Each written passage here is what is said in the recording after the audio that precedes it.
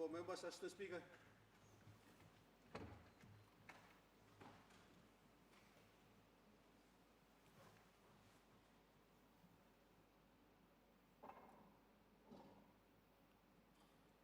Honourable members, since there's no quorum, I suspend Parliament till further ringing of the bells.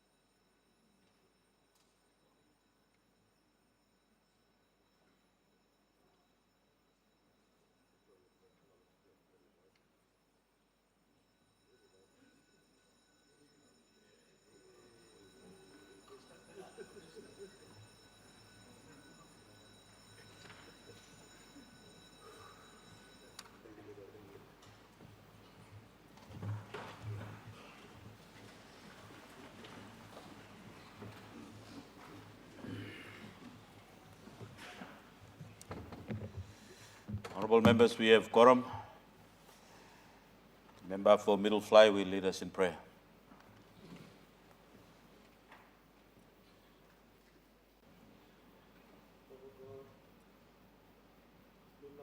Lo tron blow you lo this morning. Me plan no weti lo saving more this people blow you. Me plan asking you, may you forgive me plan. Na accept me plan just as we are. Papa, me plan pray as we deliberate on the issues of this nation this morning. By you giving me plan this wisdom, knowledge, and understanding from above. Papa, you bless him. Prime Minister, Deputy Prime Minister, and all the ministers and members of the government, the opposition leader, Deputy Opposition Leader, and the members in the opposition too.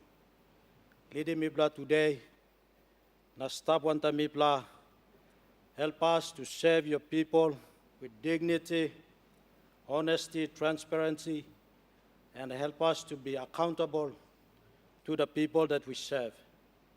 Papa, me asking you, Lord, leading me today and the days to come as we continue to serve your people.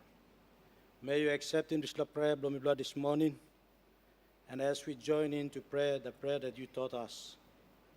Our Father, who art in heaven, hallowed be thy name. Thy kingdom come, thy will be done on earth as it is in heaven. Give us this day our daily bread, and forgive us our trespasses, as we forgive those who trespass against us. And lead us not into temptation, but deliver us from evil. For thine is the kingdom, power, and glory, forever and ever. Amen. Amen.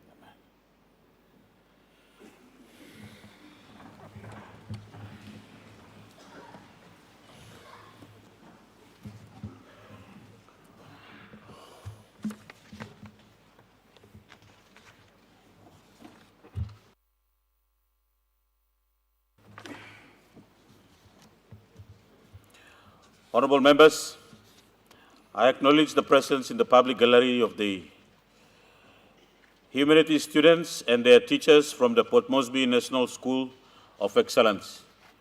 On behalf of the National Parliament, I extend a warm welcome.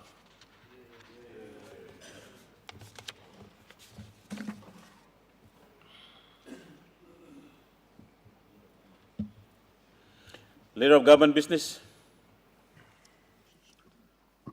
Deputy Speaker, I ask leave of Parliament to move a motion without notice. The question is that the motion be agreed to. Sorry, honorable members, is leave granted? Make your motion. Deputy Speaker, I move that some of our standing orders be suspended as would prevent the Prime Minister presenting the Marape Rosa Government 7th Year Performance Report 2025. The question is that the motion be agreed to. Those in favor say aye. Aye. Those against say no. Ayes have it. The Honourable Prime Minister. Mr. Speaker, pursuant to statute, I present a report of the Marape Rosso Pango Coalition Government 7th Year Performance 2025. Mr. Speaker, I now ask leave of Parliament to make a statement in connection with the report. Is leave granted? Make your speech. Mr. Speaker, I thank you. Mr. Deputy Speaker, I beg your pardon. I thank you and the members of Parliament on both sides of the House for giving me the leave to make the statement in a Friday morning session. Obviously, what comes after a question without notice is grievances, and I know much of our grievances or question pertains to government performance, and I hope this 7-year performance report triggers in your mind further questions or appease in your mind many questions that you may have heard, or again allow you to or prompt you for grievances as you make your statement subsequent to my reading of my statement. But in the first instance, let me acknowledge especially our students from Port Moresby School of Excellence who are in attendance, one good school in our country, and I want to acknowledge the school administrators, principals, and the students. Thank you for being in attendance. We hope in time you yourself find a place in this sort of work and other work that will flow on. Mr. Speaker, Mr. Deputy Speaker, and honorable members of Parliament and the people of Papua New Guinea, I rise today to deliver what is for our government a moment of deep reflection and profound gratitude. The 7th year performance report of the Marape Rosa government covering periods from 2019 to 2025. Before I do so, let me offer a word of thanks and appreciation to many people who have continued to remain resolute that we are a team that is here to do something, and I thank those who have faith in this combined leadership. Firstly, my own Pangu Party members who've been faithful since 2019, from the foundation team up till today. Secondly, to the coalition partners who've remained in constant support. Thirdly, to the Parliament. In fact, we may debate, but on matters we've opposed, but on common ground matters for our people, we have the maturity as Melanesian leaders to come together. So I thank members of Parliament. I also want to thank First Lady Rachel Marape, my 6 children, for putting up with the stress of being the person that is most scrutinized to date. I want to also thank my own people of Taripori. Despite their faithful mandate, the last 7 years, I've given them lesser time than they deserve, and I want to register my great appreciation to my own people of Taripori. This is a whole-of-government performance review presented with full transparency to this Parliament, and through this Parliament to every woman, man, and child of our country. Our guiding framework have been the medium-term development plan 4, and our long-term national compass has always remained Somara's gift to our country, and that was Vision 2050 that I was privileged to be part of, to see Sepu Katemu and the theme mounted in 2010. These are not mere policy documents. They are architectural blueprints of new Papua New Guinea, a 200 billion kina economy, an educated and healthy and productive population, and a nation respected on world stage, and communities across our country where no one is left behind. Mr. Speaker, this report is prepared around the key government sectors. This includes infrastructure, economic, law and order, health, education, social and community development, and the administrative governance, including the achievements of our 21 provinces and Bougainville, our collective 96 districts. I shall address each in turn. It is offered at the succinct summary level, but gives all of us a reference point for your criticisms, for your debates, for your assistance, for you to know exactly what has happened. I've been in this Parliament for a long time, and a peer report of such, in my view, has never been presented outside of the annual reports. But we want to be transparent as much as possible, give every opportunity to our leaders on both sides of the House and to all our people to see what has been achieved, what we have not achieved, and what is still outstanding, and what are being progressed in all these sectors. I shall address each in turn, Mr. Deputy Speaker. Mr. Speaker, nation building begins with infrastructure. Roads, bridges, ports, airports, power, and connectivity are the arteries through which commerce flows, students travel to school, patients reach hospitals, and farmers and businessmen bring their produce to market.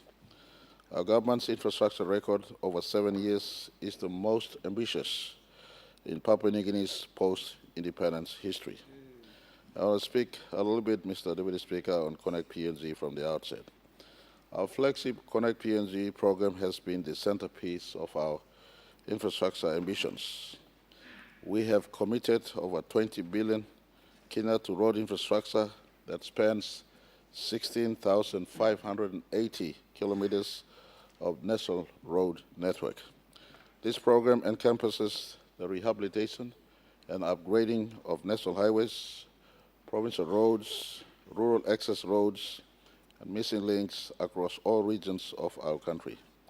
The Highlands Highway, for instance, upgrades and rehabilitation work on critical Port Moresby to Leh Highlands corridor has progressed significantly, improving the supply chain for the Highlands agricultural sector and other economic sectors, reducing travel times for millions of Papua New Guineans who depend on this economic lifeline.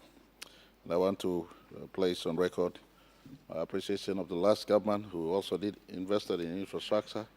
They started phase 1 of Highlands Highway. We overlaid with phase 2 and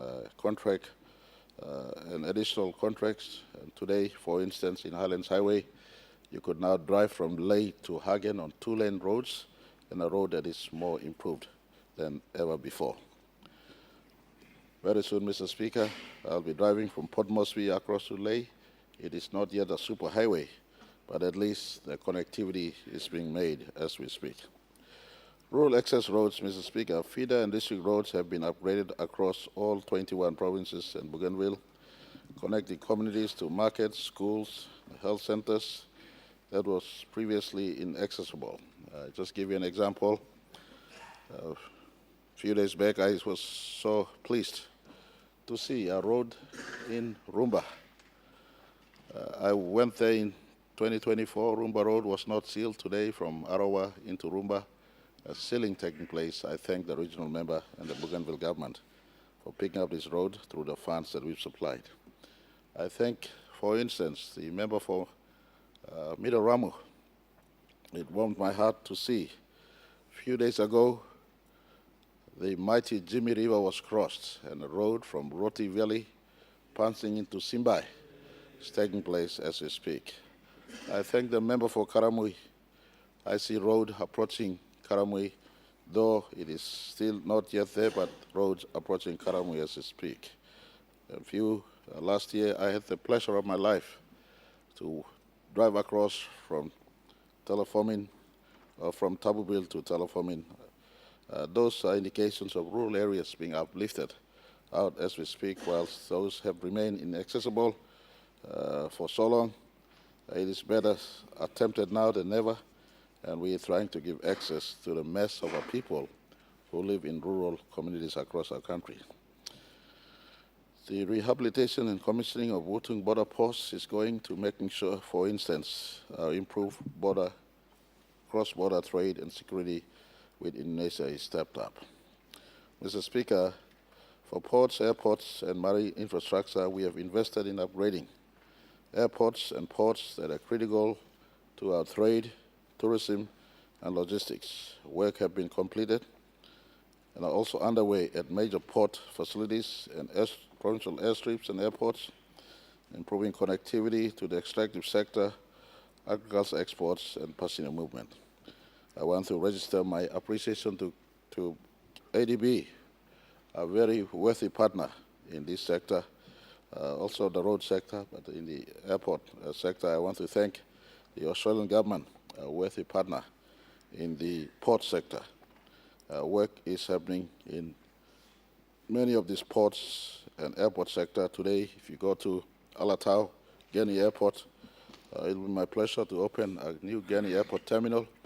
Sometimes this year, there's a terminal happening in Arapa in Bougainville as we speak. There's a terminal happening in Kiunga as we speak.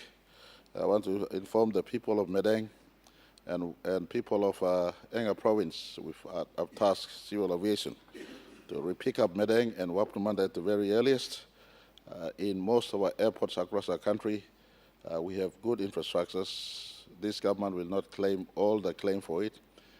Work with KEDIP started in 2008. The O'Neill government never sabotaged the work. Work was progressed, and when we came in 2019, we were able to deliver on outstanding commitments. And you look at Momote, you look at Keviang, you look at Wanamo, you look at Hagen. There were some issues at Hagen Airport. We outlaid some money again. Contractor defaulted. Contractor work was substandard. NAC reinvested again. We're fixing Hagen Airport runaway. We worked with my people in East Sepik. I thank your provincial government for investing some money in making sure airport is kept safe. We now did the groundbreaking. Airport extension will take place. We hope in time, we got good airports, good ports, and good road connectivity that should assist our people in the business, passenger, and of course the ambience of our modern economy.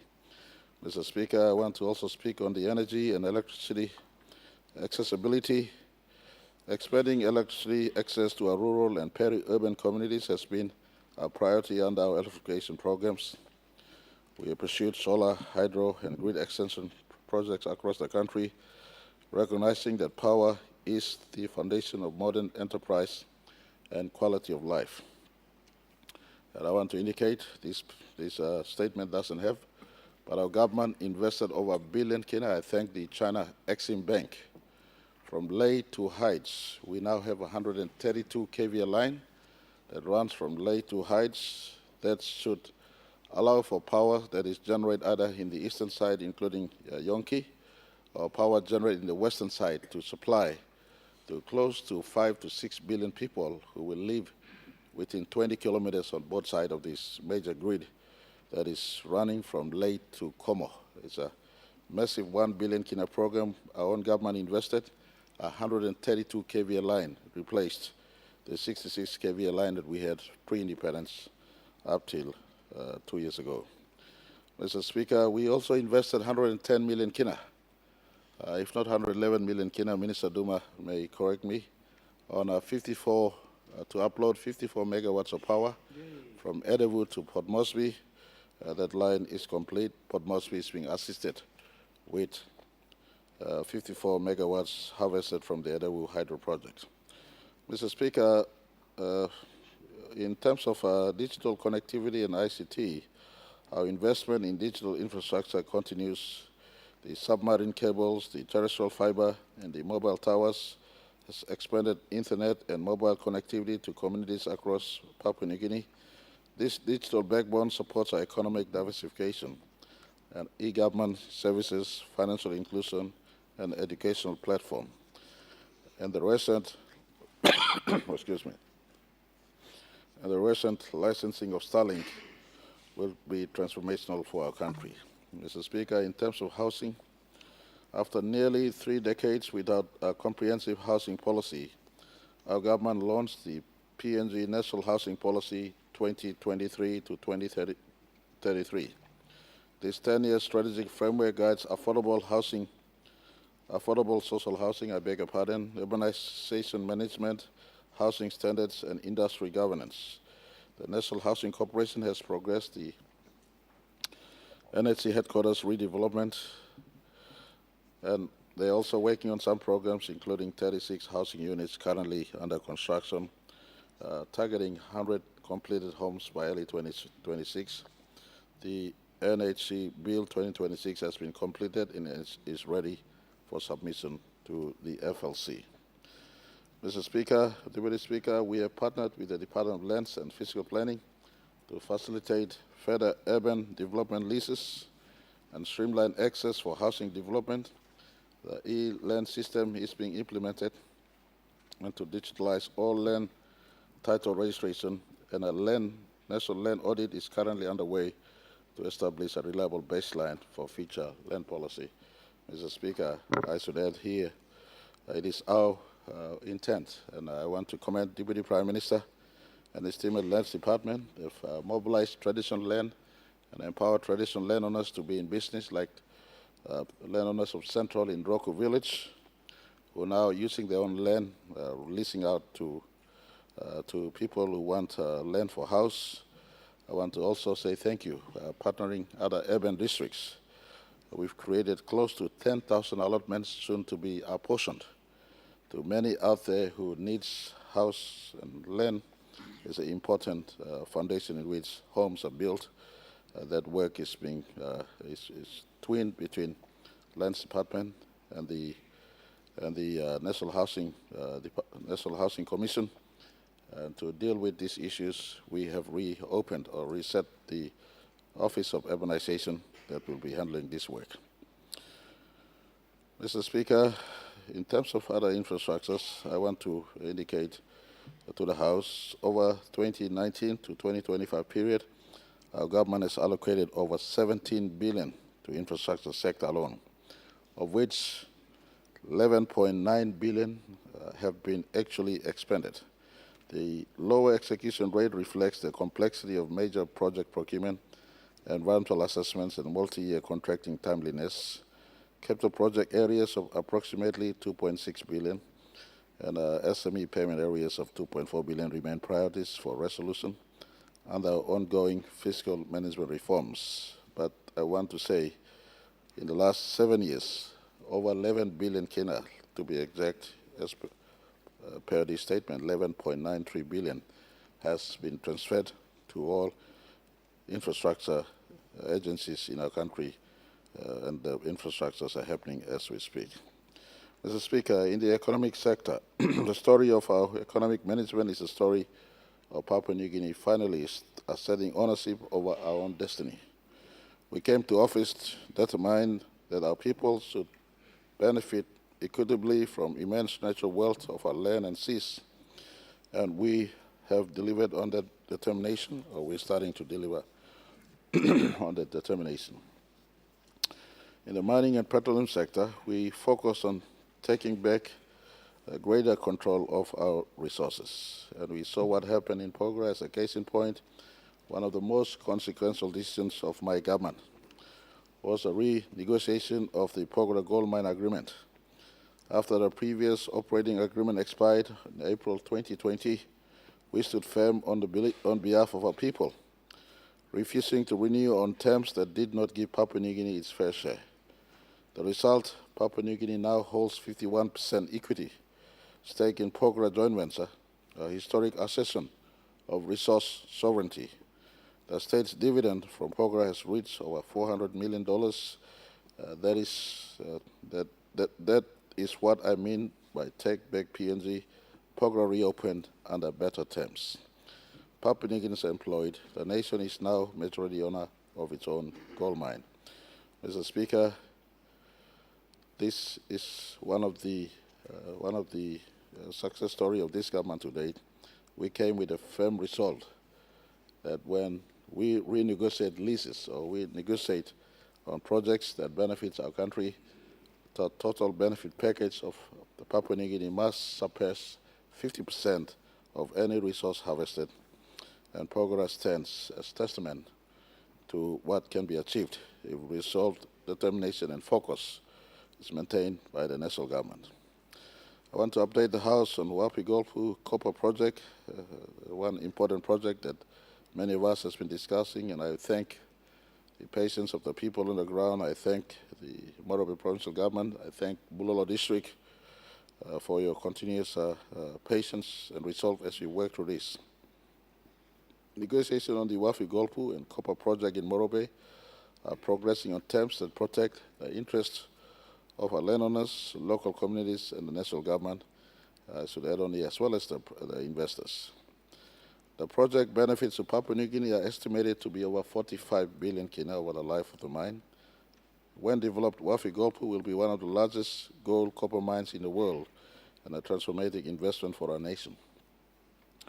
Mr. Speaker, that is the reason why we are not in haste, and I want to advise all, because agreements like this for big mine like this are long-term.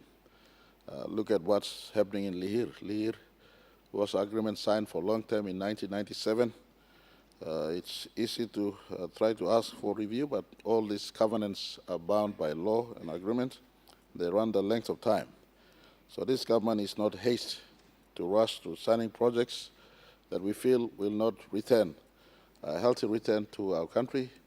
Our children who are watching us and their generation must live in a country that enjoys wealth from their own land in a fairer manner. And Wafi-Golpu is substantial. I want to indicate to this House through this statement we have given the two investors a peer review team that compiled on the review between the work of S&T and the two investors. We reached some stalemate in terms of agreeing on what will be in the mine development contract and what will be the structure of the SML. And so the peer review team had went to work. The peer review team were led by Mr. Lupari, Mr. Anthony Sumare, and Mr. Atta Sumare, three strong Papua New Guineans who understand the discussions between balancing project interests and investor interests as well as local interests. Our peer review finding Cabinet endorsed has now gone to the hands of our investors. They're looking through it. We hope that at the very earliest they return something favorable. And I did indicate to the investors, we're not asking for anything more. The law says 30% equity. Give us 30% equity. Give us 2% royalty as the law agreed, if not the 3% we agreed upon, and the tax as the law agrees. So the fundamental basis of the agreement is simply respecting the law at present. We have not moved to the new regimes as yet. Mr. Speaker, we have other mining projects in the horizon. Subject to progressing properly, I want to inform the House that Frida copper project, we will process Frida with a sense of awareness to the impact on the environment, including the Sepik River, a river that my children will claim as theirs too. It will not be in haste, but with sensitivity to the environment. We also have Yandara mining. I want to indicate to this House, when we arrived as government in 2019, Mr. Deputy Speaker, Octari was to have closed in 2029. By God's grace, today Octari has proven up reserves and resources. Octari will go on till 2085, and we have renegotiating with the provincial government and landowners to give them a fair value on the table.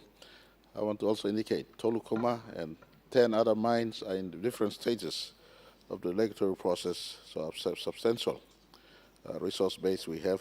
But to take them off, we will make sure Wafi-Golpu is processed at the very earliest. I want to also swing to the LNG and oil and gas sector. Our LNG sector continues to be a major contributor to national revenue.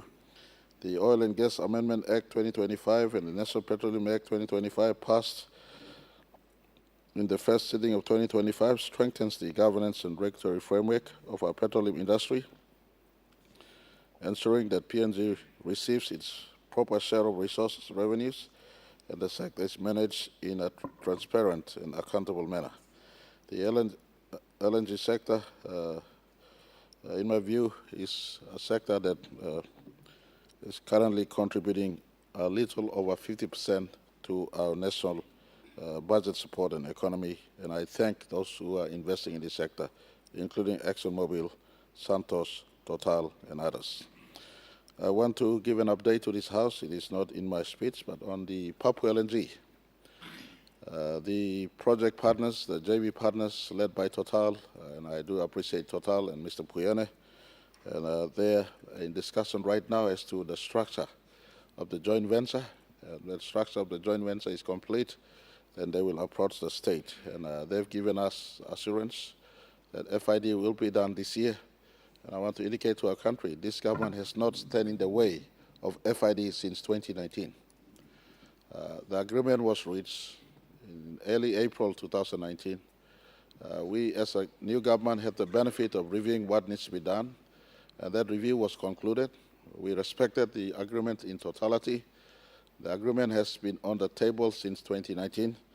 I've made it absolute clarity to the investors that your PR time is running, PRL time is running. Get on with progressing the agreement, deliver us FID, and if there's anything state can do to assist, we on standby to assist, but we will never compromise the earnings from state that was agreed in 2019.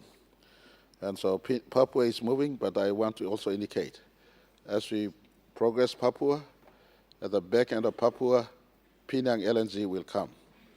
So we have effectively sequenced, once Papua is constructed, then Penang LNG looks certain to be to come at the back end of Papua LNG, so that will give us about 10 years of construction. And Pinyang is a 4.4 TCF project. Papua LNG is a 6.6 TCF project. So we have about 11 TCF of proven resource in our country.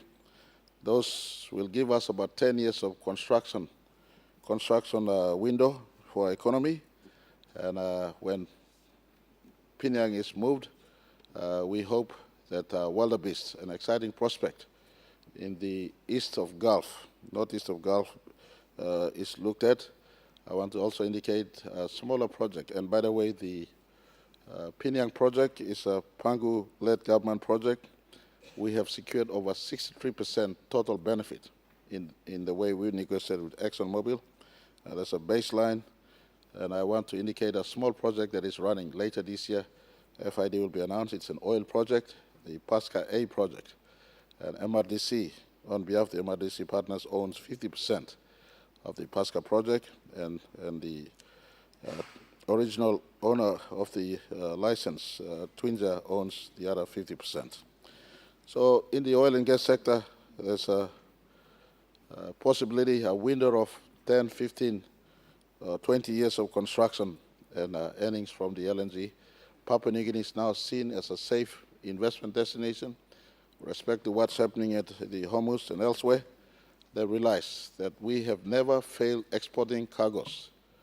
Despite the noises and newses out of the highlands of Papua New Guinea, Hela and Southern Highlands and elsewhere, Kurubu Terminal has been sending oil out since 1990, and PNG LNG, thanks to all of us, including our landowners at the plant site, have been supporting our project since 2014.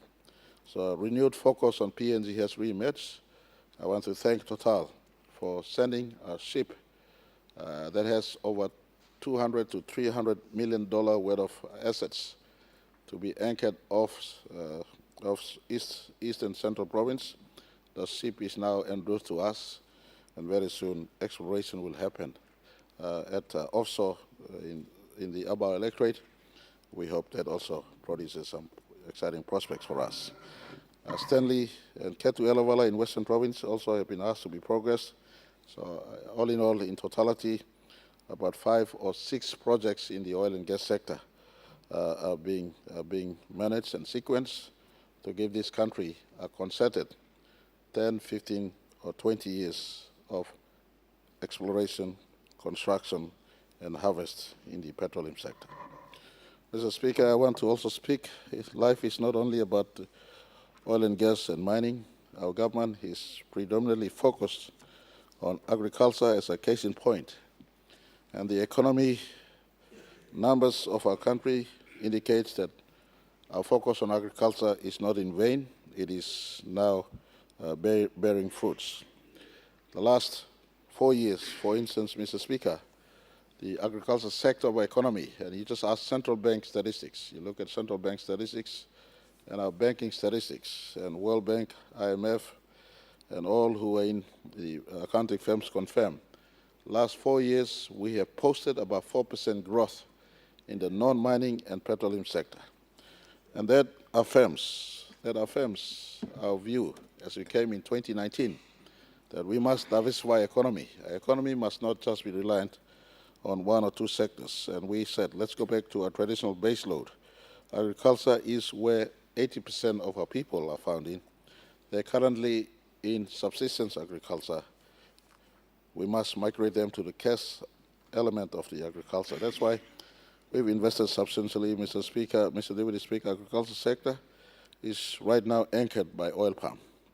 It has been a quite economic powerhouse. Oil palm export revenues reached 3 billion kina with cumulative export earnings in our time in office over 32 billion kina from our reports in the last 7 years. This sector employs hundreds of thousands of Papua New Guineans in New Britain and other growing regions. The proposed bill that is now in promulgation stage is trying to embrace this sector in a positive way without offending our investors, but augmenting our national interest to making sure this sector is continually supported and becomes an anchor of our economy. In the coffee, cocoa, and copra sector, Mr. Deputy Speaker, we enacted the Coffee Industry Act 2025. We're modernizing the legislative framework for our premium coffee sector. Our cocoa, copra, and rubber industries have benefited from sustained policy support, with government committed to moving up the value chain and processing more of our agricultural commodities within PNG before export. This work is going on, Mr. Speaker. One of the earliest work I did, for instance, is to allow for a 300 million kina European Union program to go to the CIPIC provinces, and Governor Baird can attest to the success of this program. East CIPIC has now emerged as a major cacao producing province, and those sort of programs need to be domesticated by provincial governments right across our country. I want to register my appreciation to East and West New Britain.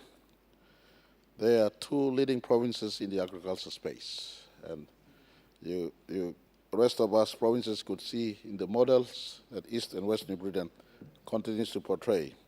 They don't talk much, but their work with the agriculture sector is bearing result. And I want our country to see that in agriculture lies future security of our people. People own land. People already are traditionally agriculturists, and if we correctly fine-tune this sector will underpin our country in terms of employment, economic engagements going forward forever into the future. None can be more evident than when COVID-19 emerged upon us. Circumstances that happen outside does have an effect on our economy. For instance, in 2019, COVID pandemic fell on us. And I want to indicate in 2019, when we came into office, after inheriting a very difficult fiscal position, we had to navigate global economic disruptions like what COVID-19 caused. International commodity price volatility, inflationary pressures. Our fiscal consolidation program that was supported by IMF, and let me thank IMF, who we invited in to look at how we were doing. IMF never forced their way in. I want to make this statement without fear or favor. We accused the opposition for squandering the economic wealth in the last administration. We said the 2018 numbers pointed to a recession. We came in, it was tough. We need to reconstruct the economy. We need to offset heavy domestic borrowing that was expensive, and other source of budget support that was expensive, with cheaper concessional borrowing in a sustained manner. And we invited IMF in, 7 years on, over 3.8 billion kina of concessional financing. Much of them went towards refinancing heavier loans that was borrowed earlier, and also supporting our annual budgets going forward. And that stabilized the macroeconomic environment. Mr. Speaker, I want to indicate to all of you, just look at the economic numbers. They don't lie. Look at final budget outcome of 2018, final budget outcome of 2017, look at final budget outcomes of 2019, and look at final budget outcomes of 2024, 2025. That shows the trajectory of how we've come. Actual quantum in revenues and expenditures, those numbers are in those budget statements that Treasury's release, all in the economy space. Look at these numbers. They are from these numbers. From 2019 to 2025, tough economic scenarios globally as well as locally, but we were able to stabilize the ship. This year, we're operating a 30 billion kina budget. In 2018, the budget was under 15 billion kina. Treasurer will confirm through FBO, he will release later, what was the actual budget spent last year. In my view, Treasurer would pronounce a number anywhere between 26 to 27 billion kina. So this shows a growth taking place in the economy. In tough times, we try to manage. This year, with a deficit at 1.1% negative, from a high deficit of 8.9% negative in 2020, Treasurer announced a few years back that we will stick to a budget repair program. He gave a 13-year focus. I remember 4 years ago when he made that pronouncement, he said by 2027 we will hit a balanced budget Mr. Speaker, without consideration to what is happening externally, this country tends to come back to a balanced budget in 2027. The last time our country saw a balanced budget was 2010 under the Somali government. Mr. Speaker, those were tough times. From 2019 to 2025 period, total government expenditure stood at 5.3 billion in the economic sector, 11.93 billion in the infrastructure sector, 20.2 billion in the social service sector, 11.8 billion in the law and order sector, and the administrative sector took up 39.36 billion. The provincial and sub-national government programs took up 23 billion. Mr. Speaker, Deputy Speaker, my job is to report on the summary quantum. If you have a question, then ask the sectors who received this money, including districts, provinces, departments. Myself and Treasurer's job is to find the money and funnel it out through the systems of government. That's why, to help the country settle on the questions you're asking, where has this money translated to? We're presenting this report at a summary level, and I expect ministers to also give their own speech, respectively, like the Works and Infrastructure Minister did yesterday, or other ministers may do today, or even at a later time. Reporting back to the country on how much money we raised and spent is proper, and it's transparent for any government to do, and we're just doing this headline reporting, and the sectors will follow through, reporting on funds they've received and they spent. And Mr. Deputy Speaker, in case they don't report, we've now set up National Monitoring and Coordinating Authority to follow the KINA trail, to making sure every KINA is spent according to what we intended for. Mr. Speaker, we have also serviced debt over the same period, especially refinancing heavier domestic borrowings, the Treasury bills and inscribed stocks. The total quantum stock the Treasury in the last 7 years have sort of refinanced and looked into amounts to 125 billion KINA program of reservicing, refinancing, repositioning for us to go forward into the future. It reflects the weight of national debt portfolios we've carried. But the good news, Mr. Speaker, is that fiscal repair remains a priority of this government, and we very much focus on making sure that we grow the revenue and repay or pay down the debt, as well as make our economy sustained. And some of the work that we've done, Mr. Speaker, includes the new Income Tax Act 2025, the Tax Administration Act, and to modernize the tax framework and strengthen compliance. Mr. Speaker, Mr. Deputy Speaker, I want to indicate when I talk about tax, Papua New Guineans must know this government has not increased any tax since 2019. In fact, to the contrary, we removed tax off from over 200,000 Papua New Guineans who earn below 20,000 kina. Today, they don't pay personal income tax. We've removed GST from 13 essential household items. We've removed stamp duty from houses purchased, first-time home buyers who purchase house under 750,000. And now we're giving the highest ever fuel relief ever. Today, the price of fuel in PNG is amongst the lowest in our region. Only Indonesia beats our price of fuel at the bouses. But you know what? Guess what, Mr. Speaker? Indonesia is financing its fuel from debt. We're not financing our fuel from debt. We're getting from our revenues and prioritizing expenditures and financing our fuel relief to ride out 2026 to making sure our people are less burdened and we adjust to living with the new global fuel price environment in 2027 and go beyond this. Mr. Speaker, the migration of integrated financial management system to a cloud-based platform was completed in May 2025. That improves on fiscal transparency, system stability, and data security across government. This system now gives us ability to see possible misuse in the spend of government money. We're also implementing a Treasury single account framework to consolidate government bank accounts, strengthen cash management, and reduce opportunities for financial mismanagement. Mr. Speaker, on the trade and investment sector, on diplomacy, I want to announce to this House our foreign policy as friends to all and enemies to none has expanded PNG's international partnership and attracted new investment. We have signed bilateral agreements, deepened ties with ASEAN and Pacific Island Forum partners and major economies including Australia, China, United States, France, Japan, Indonesia. The Special Economic Zone framework is being developed in collaboration with Department of Lands and Fiscal Planning to attract foreign direct investment into manufacturing and processed industries or processing industries, I beg your pardon. The financial and banking sector, Mr. Speaker, the Central Bank Amendment Act 2025 strengthens the Bank of Papua New Guinea's regulatory framework. The establishment of the Financial Analysis and Supervision Unit, FASU, within Central Bank has enhanced anti-money laundering and counter-terrorism financing oversight, and the agency generated non-tax revenues exceeded.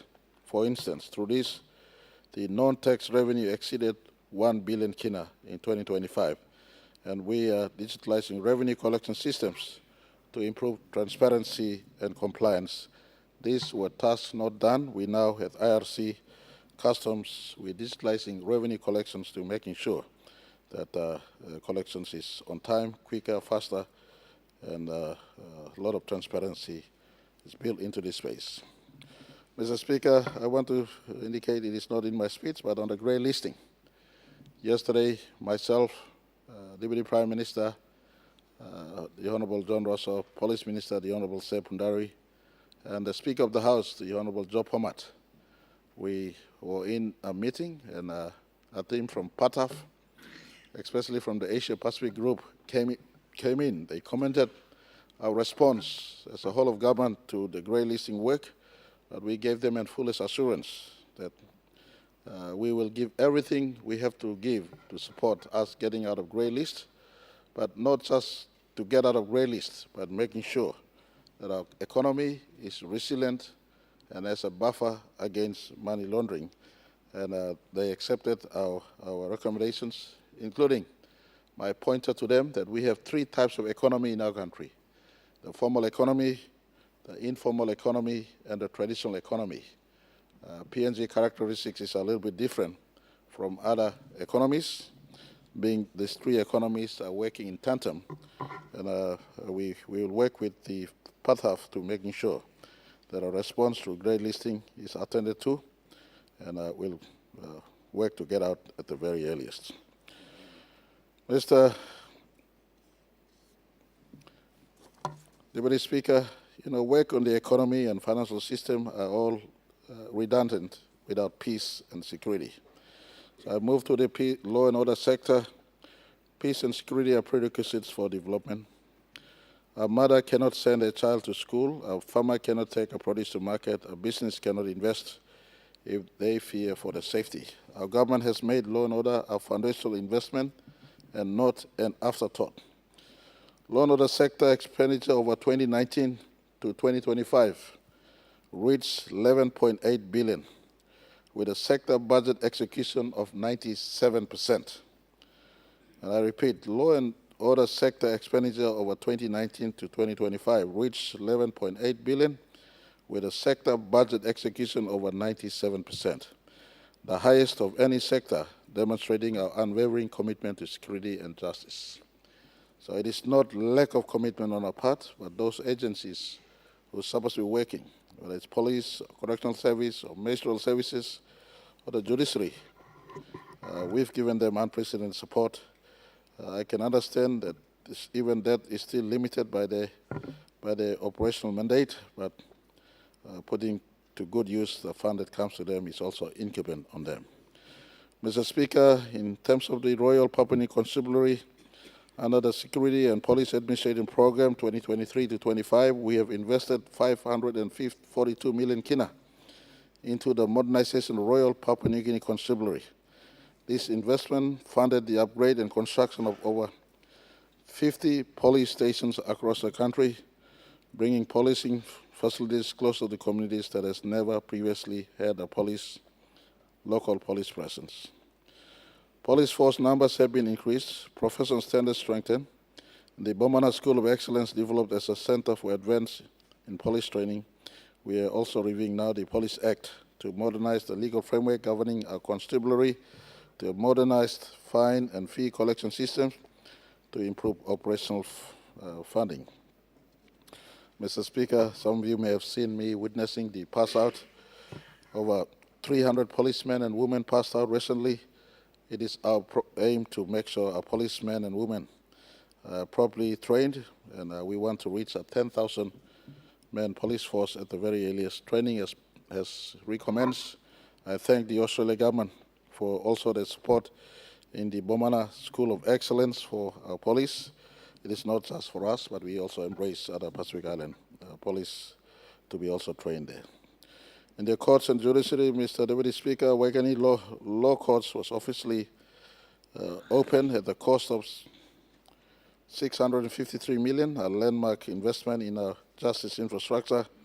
I want to thank the O'Neill PNC government. They started the project. They invested around 200 million kina. When we came on, we completed with a balance, and we now have a modern, state-of-art Supreme Court and National Court sitting. The National Court has recorded the last 7 years, 12,690 new cases filings, reflecting both on the growing demand for formal justice and improved access. Magistrate services and village courts have been strengthened to improve dispute resolutions right across our country. All of you by now should know village court magistrates for the first time are now brought under payroll, and they are paid as we speak to adjudicate disputes in the villages, village court sittings right across our country. The National Judicial and Legal Services have been strengthened, and we have delivered the appropriation, the Judicial Service Act 2026, to provide a sustainable funding for an independent and effective judiciary. Mr. Speaker, on anti-corruption, to combat corruption is a personal and government priority for us. Papua New Guinea was the first Pacific country to ratify the United Nations Convention Against Corruption in 2007.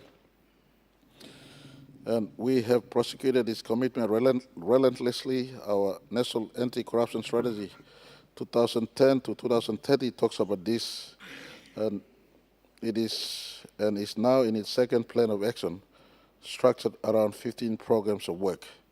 Major institutional achievements include the enactment of the Proceeds of Crime Act, Extraction Act, and Whistleblowers Act 2020.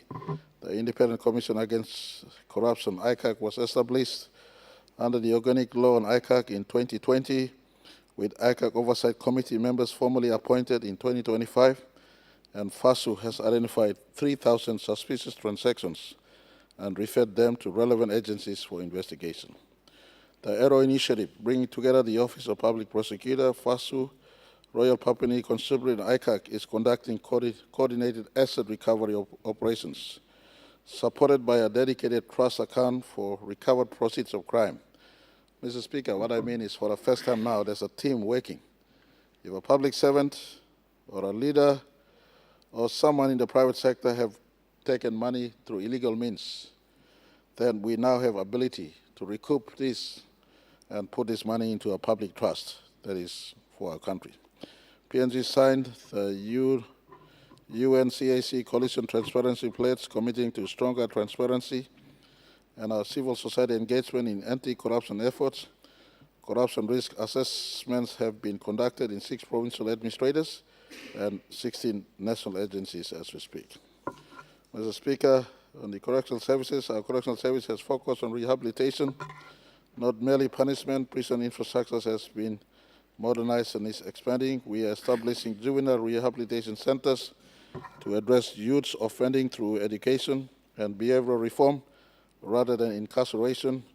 Prison industry programs are being developed to provide detainees with vocational skills for reintegration into productive society upon release. Mr. Speaker, on maritime sovereignty and transnational crime, the Oceans Policy 2020 to 2030, which was approved by NEC in 2019, and the National Oceans Office established, and it established the National Ocean Office rather. PNG signed the Biodiversity Beyond National Jurisdiction Treaty in June 2025, and I thank all members of Parliament who were here yesterday for voting for the ratification. We are advancing our international ocean governance commitment. We are pursuing accession to UN Convention Against Transnational Organized Crime, and we have already criminalized the core offenses of money laundering, corruption, and obstruction of justice. Mr. Speaker, in the defense sector, Papua New Guinea has undergone forced rehabilitation.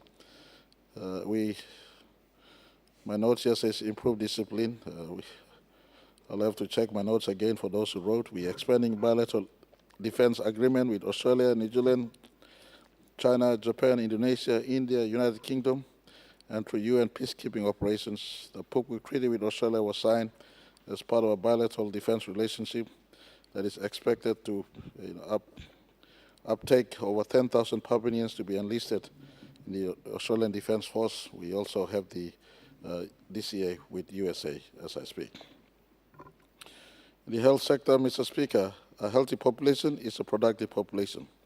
Health is not a cost. It is an investment in human capital, in national resilience, and in the future of Papua New Guinea. Our government has expanded health infrastructure, modernized procurement system, and is increasing investment in preventive care, even as we navigate a complex and growing disease burden. Mr. Deputy Speaker, in the health sector, we have invested substantially in health facility construction and rehabilitation across all our 21 provinces and our Bougainville region. New district hospitals, rural health centers, and aid posts have been established in communities previously underserved by formal health services, though I must admit much more work still remains. Medical services, ambulance, and essential have been procured and distributed to facilities across the country. And for those who have not yet been visited by assistance, I want to give you all full assurance it's part of the greater ambit and a radar of the National Health Department, and I ask all districts and provinces to work under your PHAs, making sure your issues are heard by the national government through the health department. Mr. Speaker, on disease burden, TB, HIV, and malaria, Papua New Guinea continues to confront a complex disease burden. In 2024, tuberculosis cases were estimated at approximately 46,000 nationwide, resulting in approximately 3,400 deaths, making TB one of the leading causes of preventable mortality in our country. And Mr. Speaker, I stand here wearing a Fight Against TB badge. I want to ask all of us who work, TB has more potent for causing death than any other disease. It's respiratory related. In our work, as we go close to people, relate to them. If they are infected with TB, you can contract TB. I'm ashamed to say in 2015 I did contract a TB through my work, and so you are not immune from this. And I want to pledge my lobby for the fight against TB. Each district, each province, as we work, let's work with our PHAs to make fight against TB and all the preventable diseases our fight. We are scaling up on TB treatment programs, strengthening HIV prevention and anti-travel therapy access, investing in malaria vector control and treatment. These diseases are preventable and treatable, and our government is committed to reducing their burden on our communities. Mr. Speaker, on maternal health and child health, skilled birth attendance currently stands at 42%. I repeat, right across our country,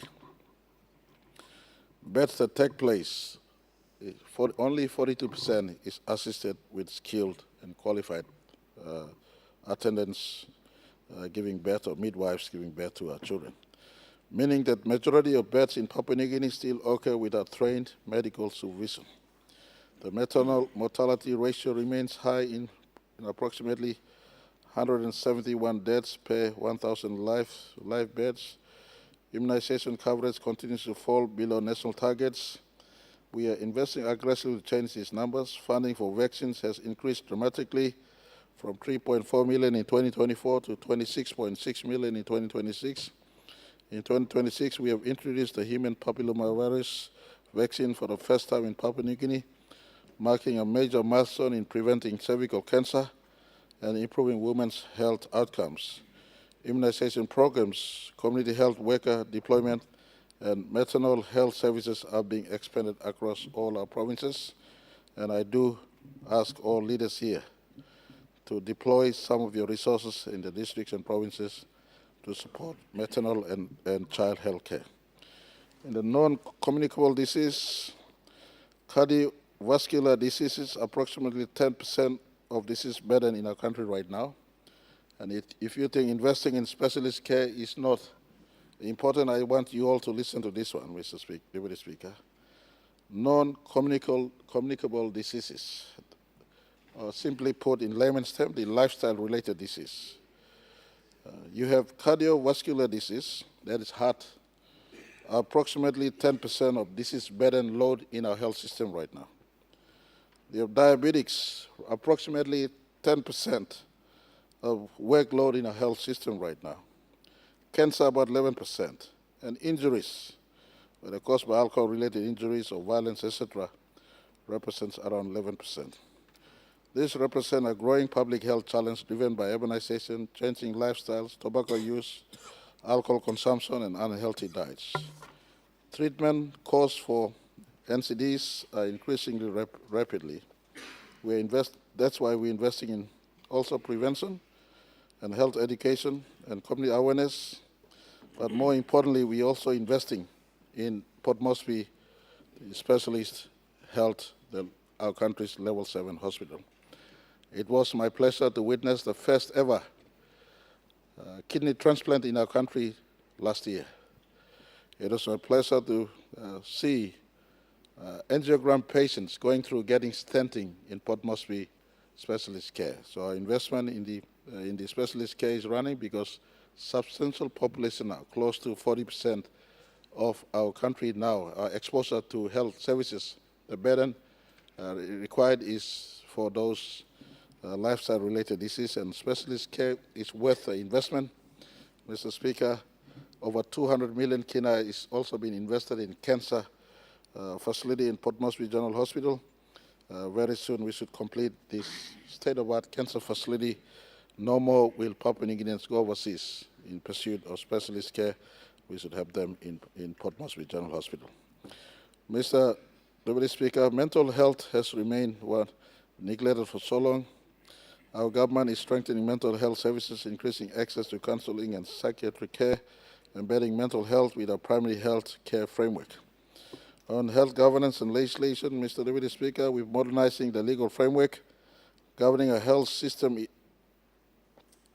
Modernizing the legal framework governing our health system is essential. Legislative reforms are progressing to strengthen institutional clarity, enhance regulatory enforcement, and improve accountability within the health sector. Updated health legislation will provide stronger regulatory authority for health institutions, enhance compliance with public health standards, and support improved management of health investments.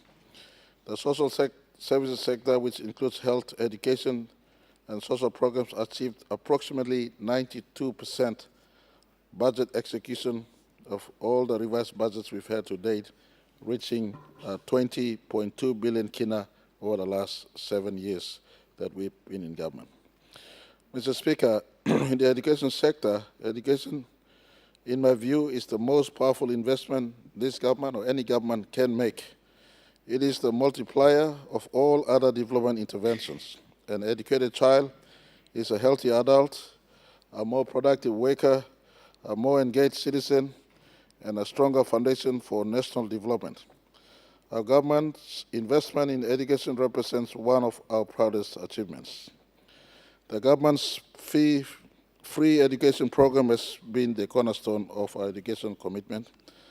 Under government free education program, we have enrolled 2.567 thousand and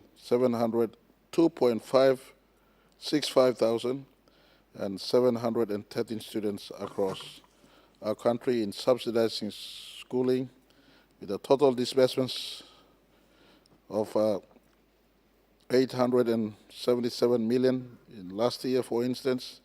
And I want to say annual education subsidy expenditure under the government tuition fee subsidy component has increased steadily from 602 million in 2019 to billion in 2025, reflecting a year-on-year increase in commitment to free education. Total free education spending in the review period has reached 4.6 billion kina the last 7 years. So the last 7 years we've spent 4.6 billion kina. Parents across our country are not expected to pay a project fee or school fees. So I want to speak to the parents across our country who are listening in. If you're not paying school fees, if you're not paying project fees, what is your job? The last 7 years, you have saved 4.6 billion kina. Collectively, you have saved 4.6 billion kina. And so to all the parents who are listening in, if government, suppose government paying school fee, or picking it below you, work below you and man and work. And I want to ask, and I reflect to my own mother. My mother walked me from a village 6 kilometers away from my first primary school in Oxamin Primary School in 78, I beg your pardon. The mother walked me every morning until I was strong enough to complete my first year of education. 6 to 7 kilometers every morning she walked Oxamin Primary School, and every afternoon she picked me to get me back home. To all parents listening in, if your government is paying you free education, I thank all faithful parents. Faithful parents, well, look at him picking me, thank him, Yupla. But to our unfaithful parents, James Marabe toki lo karen pigini, you karen pigini or nogat? All Taris are talking me. Nogat, mibla karen will voters play you, na Mr. Dame German. You sikirab lo karen na karen, well, me government paying school fee now, work play you. In the family tables every evening, Papa and Mama sit down holding pigini. Because not only at the lower education, we're now running school fees all the way to the higher education. So I appeal to all parents across our country. Government paying school fee alone is not good enough. At the home, you anchor your child because your child is your investment for yourselves. As the child grows up into the future, government can only assist as much, but character embedment, sharing for the child to be fully equipped as an adult, much of the work depends on parents at home. I appeal to parents as I speak this 7th year report. We have paid free education school fee, but you must compliment government by making sure your children is properly at home. Your children is not attending to Facebook or WhatsApps or electric gadgets. If you control your children at home, with government's help, your own help, together we could prosper our country by giving good education to our children. I want to say, this government has put in place a clear 11 billion kina roadmap for the next 10 years. If we come back in 2027, then we'll pursue this. But if another team comes into office in 2027, we'll offer advice to quality interventions in the education sector. This 11 billion kina is intended to making sure WAS facilities. So you got place for good bathroom, all schools with me. So picking girl, na picking man, they enjoy their life in the schools right across our country. Next 10 years, we want to invest in better school environment, including teacher houses and all the resource materials so our children who are progressing in a good learning environment. And they, in my view, is our greatest investment in the future of our country. And I want to say in 2023, we introduced the Higher Education Loan Program to extend government support to parents.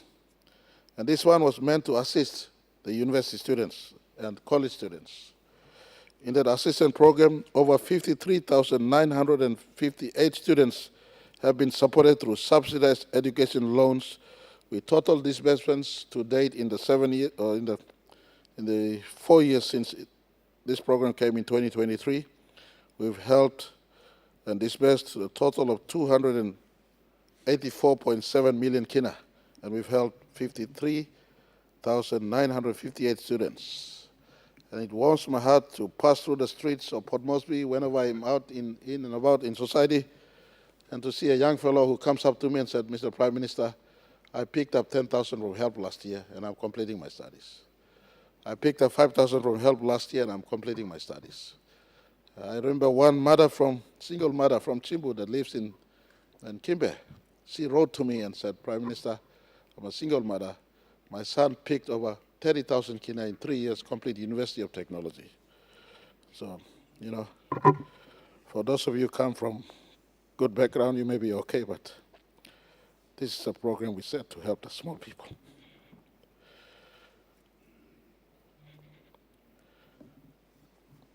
Help ensures that the bright Papua New Guineans from remotest corners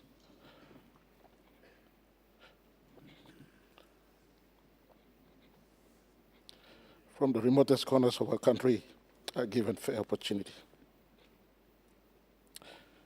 Mr. Speaker, on technical and vocational program, we also investing. Much more work remains, but we're investing also in this space. I also speak to education infrastructures. In the interest of time, I will skim through them and speak on them. I want you to see investments in education infrastructure. We want to ramp them up, but I ask all districts and provinces assist in investing in this space. In all districts and provinces, the last 7 years, we have equally given substantial resources. 20% of all resources that has come to districts and provinces is meant for investment in the education sector. And Mr. Speaker, I am emotional in the education sector simply because I will not be where I am without proper education. To my children who are sitting at the public galleries, we have a program that covers the best of our Papua New Guinean kids.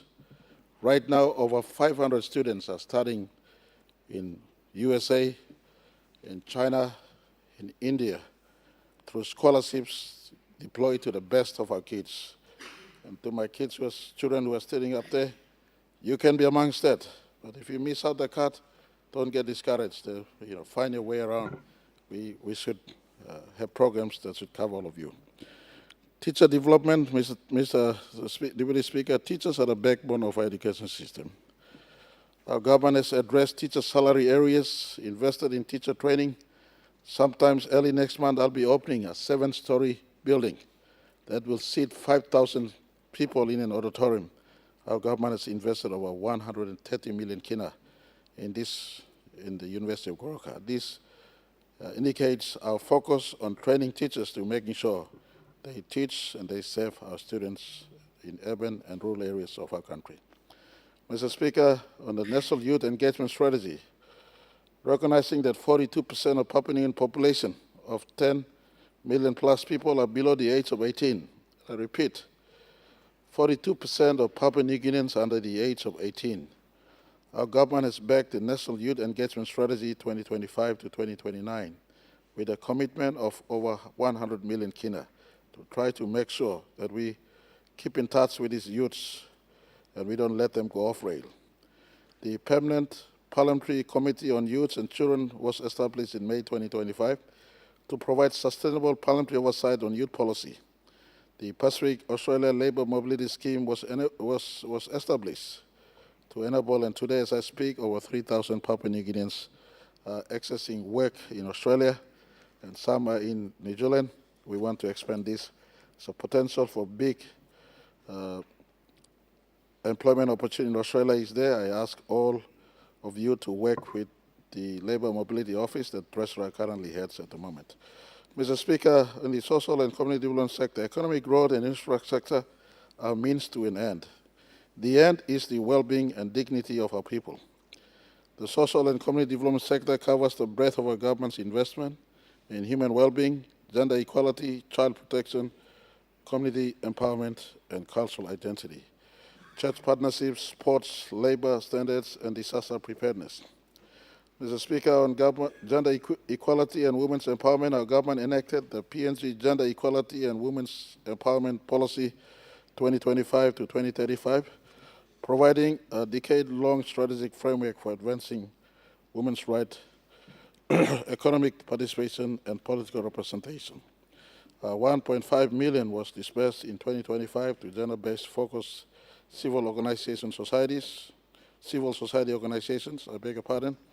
The National Safe House Baseline Report was launched on 4 July 2025 we have established 56 safe houses across 17 provinces, providing refuge and support to survivors of gender-based violence. Curbing gender-based violence and socially accusation-related violence remains one of our most urgent social priorities.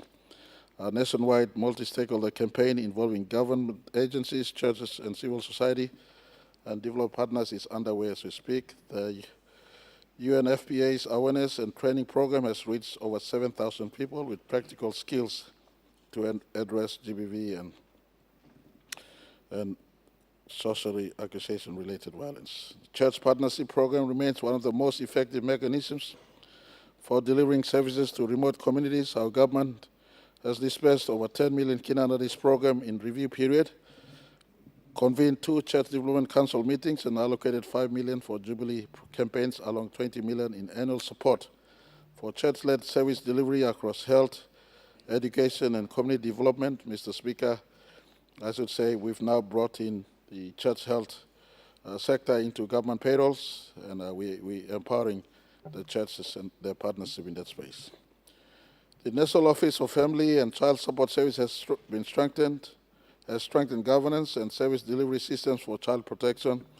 Key milestone includes the establishment of National Child and Family Service Council, formation of governance committees, and rollout of the Child Protection Information Management System. Child and Family Service Councils have been established in Morobe and Enga provinces with planned expansion to the rest of the provinces, and I ask all you governors to embrace this program.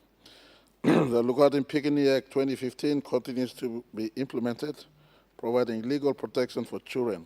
The National Disability Service Act 2025 has been enacted, and the national policy on disability adopted to protect the rights of persons with disability. In the sports sector, Mr. Deputy Speaker, sport is central to Papua New Guinea's national identity and social cohesion. Our government has backed the Mighty Chiefs NRL franchise with 100 million kina annually over 5 years to be reimbursed by the Australian partnership with the Australian government. A transformative investment that will see Papua New Guinea competing at the highest level of rugby league and inspiring a generation of young Papua New Guineans. And Mr. Deputy Speaker, I should say, we also asking other sports, rugby union, soccer, basketball, to also get engaged where we could mobilize the sports fraternity to get engaged in international sports, then we're willing to give support in that space.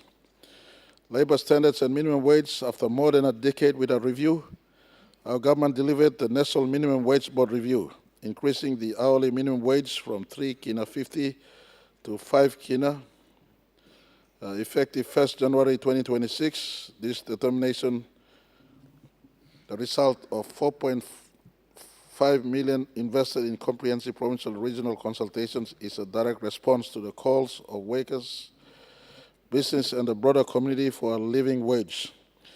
In 2025, 352 labor inspections were conducted and 1,855 complaints registered, of which 539 cases were settled. A total of 186 trade licenses, 248 inflammable liquid licenses, and 152 explosive licenses were issued, generating 6.3 million in revenue against 4.67 million projection from that sector. Mr. Speaker, in disaster management and preparedness, the National Disaster Center has strengthened national and sub-national preparedness under the Disaster Management Act 1984 with the support from International Organization in Migration. Our Provincial Disaster Committee capacity assessment has commenced across all our 21 provinces and Bougainville, and we have improved high-level coordination, enhanced response capabilities, and maintained operational discipline in the face of natural disasters that has tested communities across our country.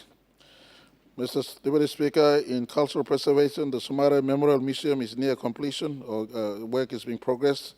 A monument to our founding father and history and the history of our nation. We are preserving Papua New Guinea's extraordinary cultural heritage of our 800 languages, our arts, our traditions, as a source of national pride and a resource for tourism and international engagement. Mr. Speaker, I should say, in my last visit to France, I was totally surprised when our better paradise was perceived with high esteemed value by many other nations apart from us. I just give you an example. There's a space in the museum that talks about the Tibetan king will not get coronation unless a better paradise is placed in his crown. And I was surprised we have over 200 museums worldwide that has PNG collections, and we're working to make sure there's a link between our museums, those museums and our National Museum here in PNG. Mr. Speaker, on provinces and districts delivering to the grassroots, national policy means nothing unless it reaches every ward, every village, and every household across Papua New Guinea. We have 21 provinces and a special region of Bougainville and our 96 districts. Our government has invested unprecedented resources in sub-national government development, accompanied by significant institutional reforms to improve accountability, reduce leakages, and ensure that development funds translate into real improvements in the community. Mr. Speaker, since 2019, capital investment funding through service improvement programs comprise district service improvement programs and provincial service improvement programs and local level government service improvement programs. These provide approximately 1.19 billion annually to all our provinces and Bougainville and to all our districts. Our total DSIP and PSIP payments between 2019 and 2025 amounted to approximately 6.4 billion, with annual allocations peaking at 960 million in both 2022 and 2025.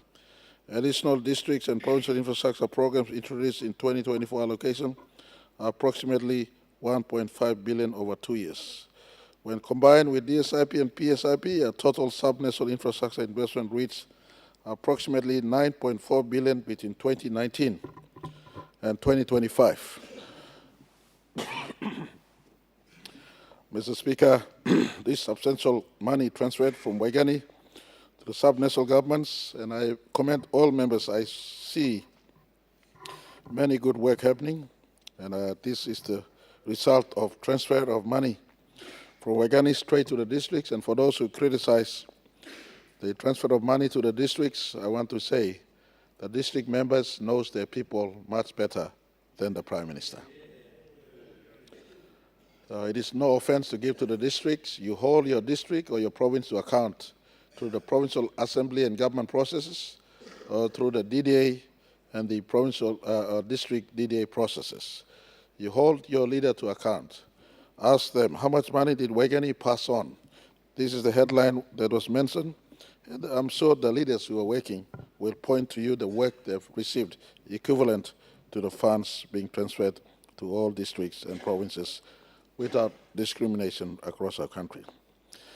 Constitutional grants to sub-national governments over the same period total approximately 343.5 million, with approximately 81% of funds successfully utilized.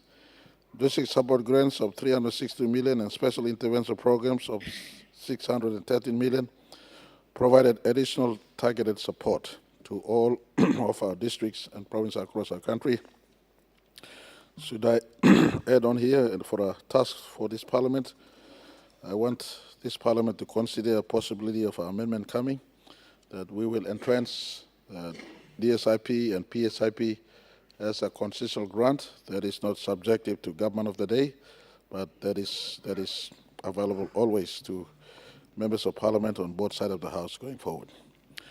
Decentralization reform, the provincial government and local level government affairs reviewed 30 resolutions adopted by the 2023 Governors Conference. Of these, 14 have been implemented administratively, while 16 require legislative amendments currently being progressed. The Bipartisan Parliamentary Committee on Decentralization and Autonomy has developed proposals for a new provincial government system that is submitted to Cabinet for consideration. To improve monitoring of provincial and district operations, 20 senior technical officers will be deployed to provincial administrations to provide technical support, monitor program implementation, and ensure alignment with national policies. A digital ward record system has been developed and is being rolled out, with ward recorders and councillors trained to collect community-level data. Mr. Speaker, 6 newly established electorates are being prepared for participation in 2027 national general elections. In collaboration with the PNG Electoral Commission, we are updating the national voter roll and undertaking electoral boundary realignments.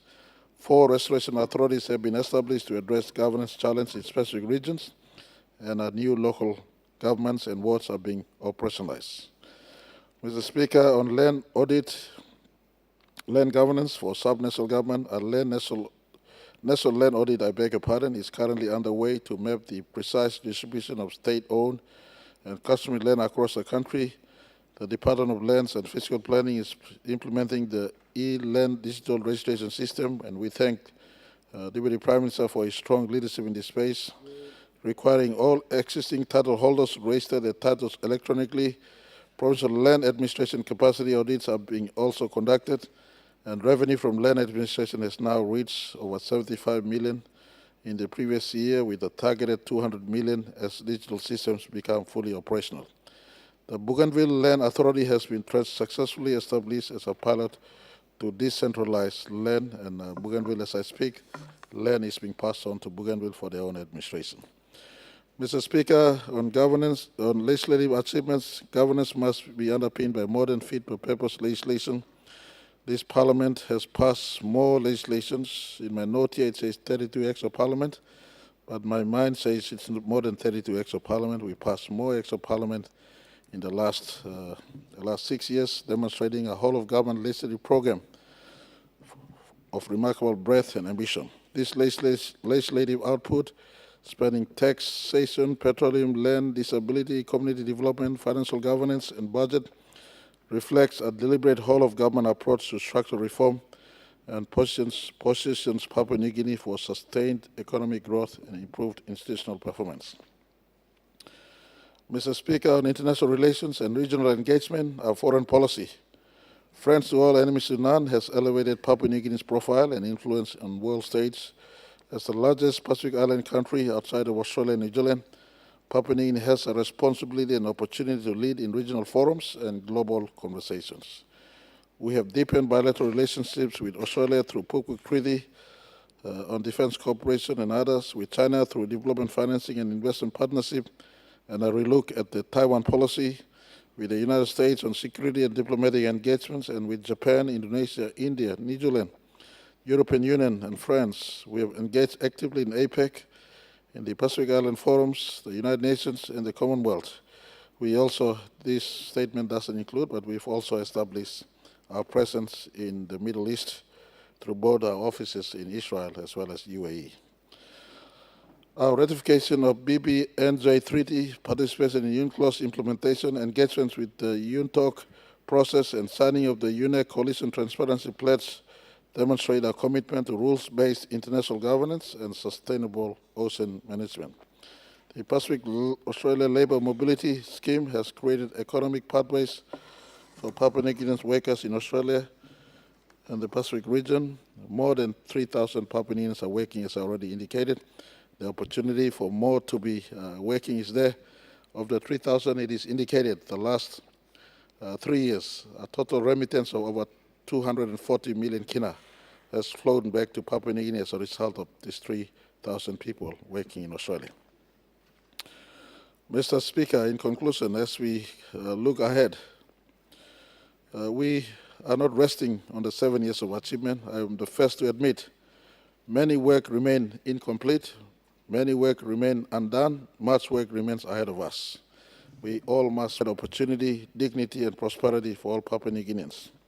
As we maintain our priority and going forward, our priority remains completing Connect Papua New Guinea. No place must be left behind.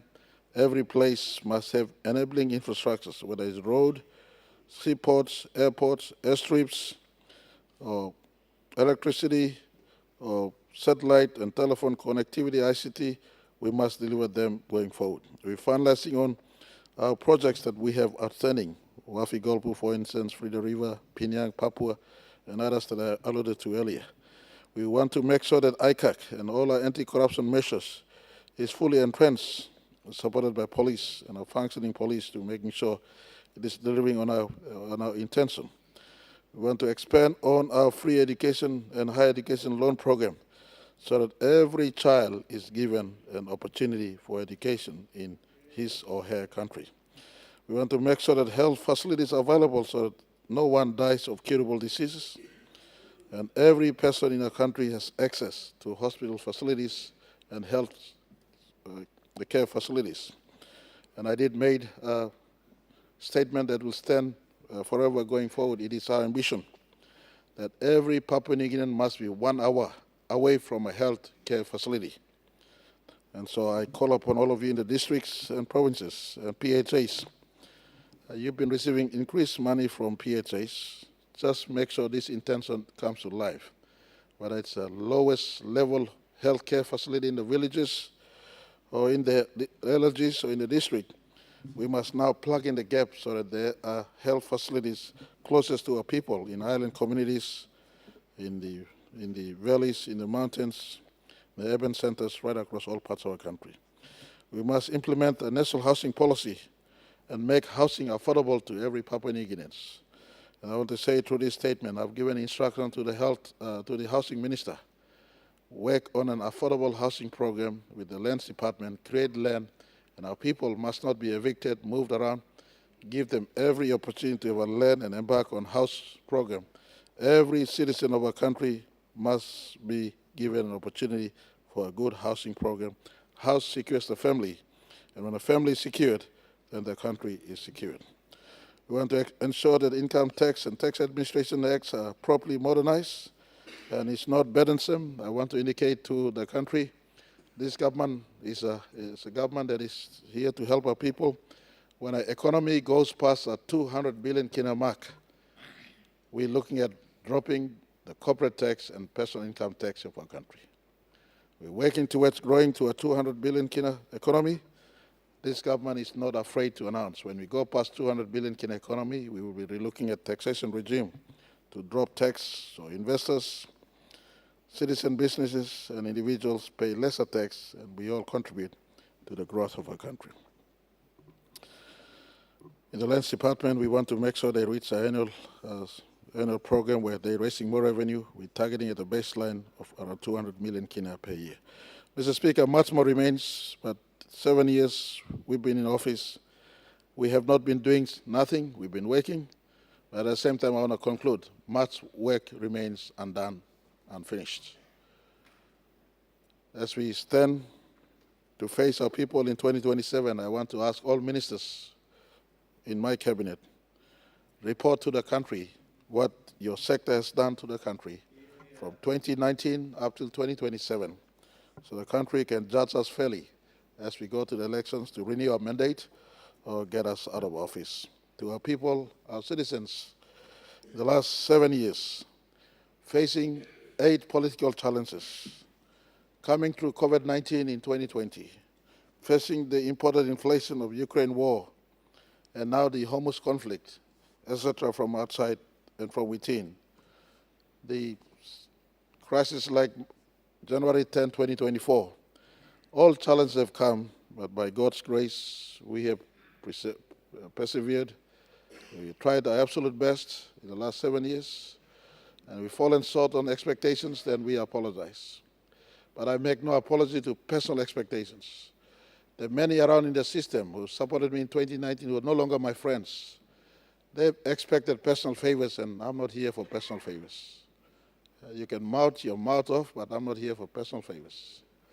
We are here to support districts, provinces, and national government programs. And I call upon districts and provinces and national governments through the ministers, report on funds you have received. It may not be many, but you have received funds right across.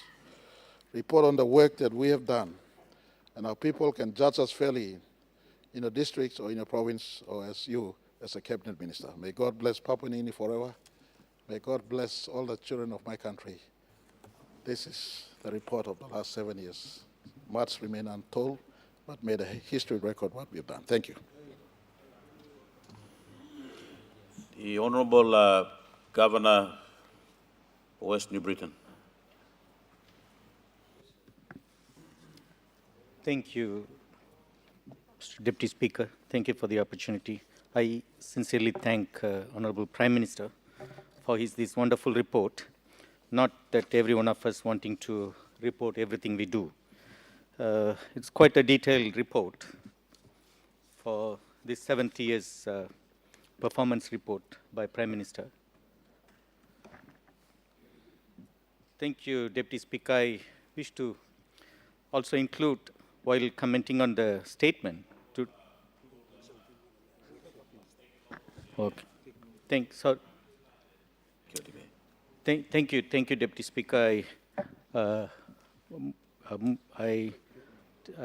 seek leave of your chair to take note of the Prime Minister's statement, and I move. Yeah, I move that Prime Minister. Make your speech. Thank you, Mr. Deputy Speaker.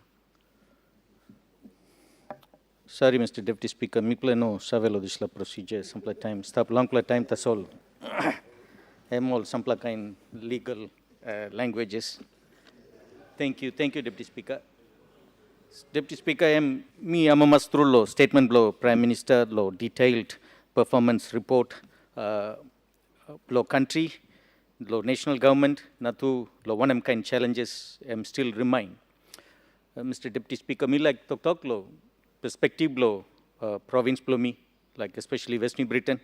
Being on agriculture province, and Prime Minister at Emitok also me play east na west, me play depend lo agriculture, me play depend lo this la green gold called oil palm, copra, cacao, na all got another agriculture produce, me play no got oil na gas, that's all.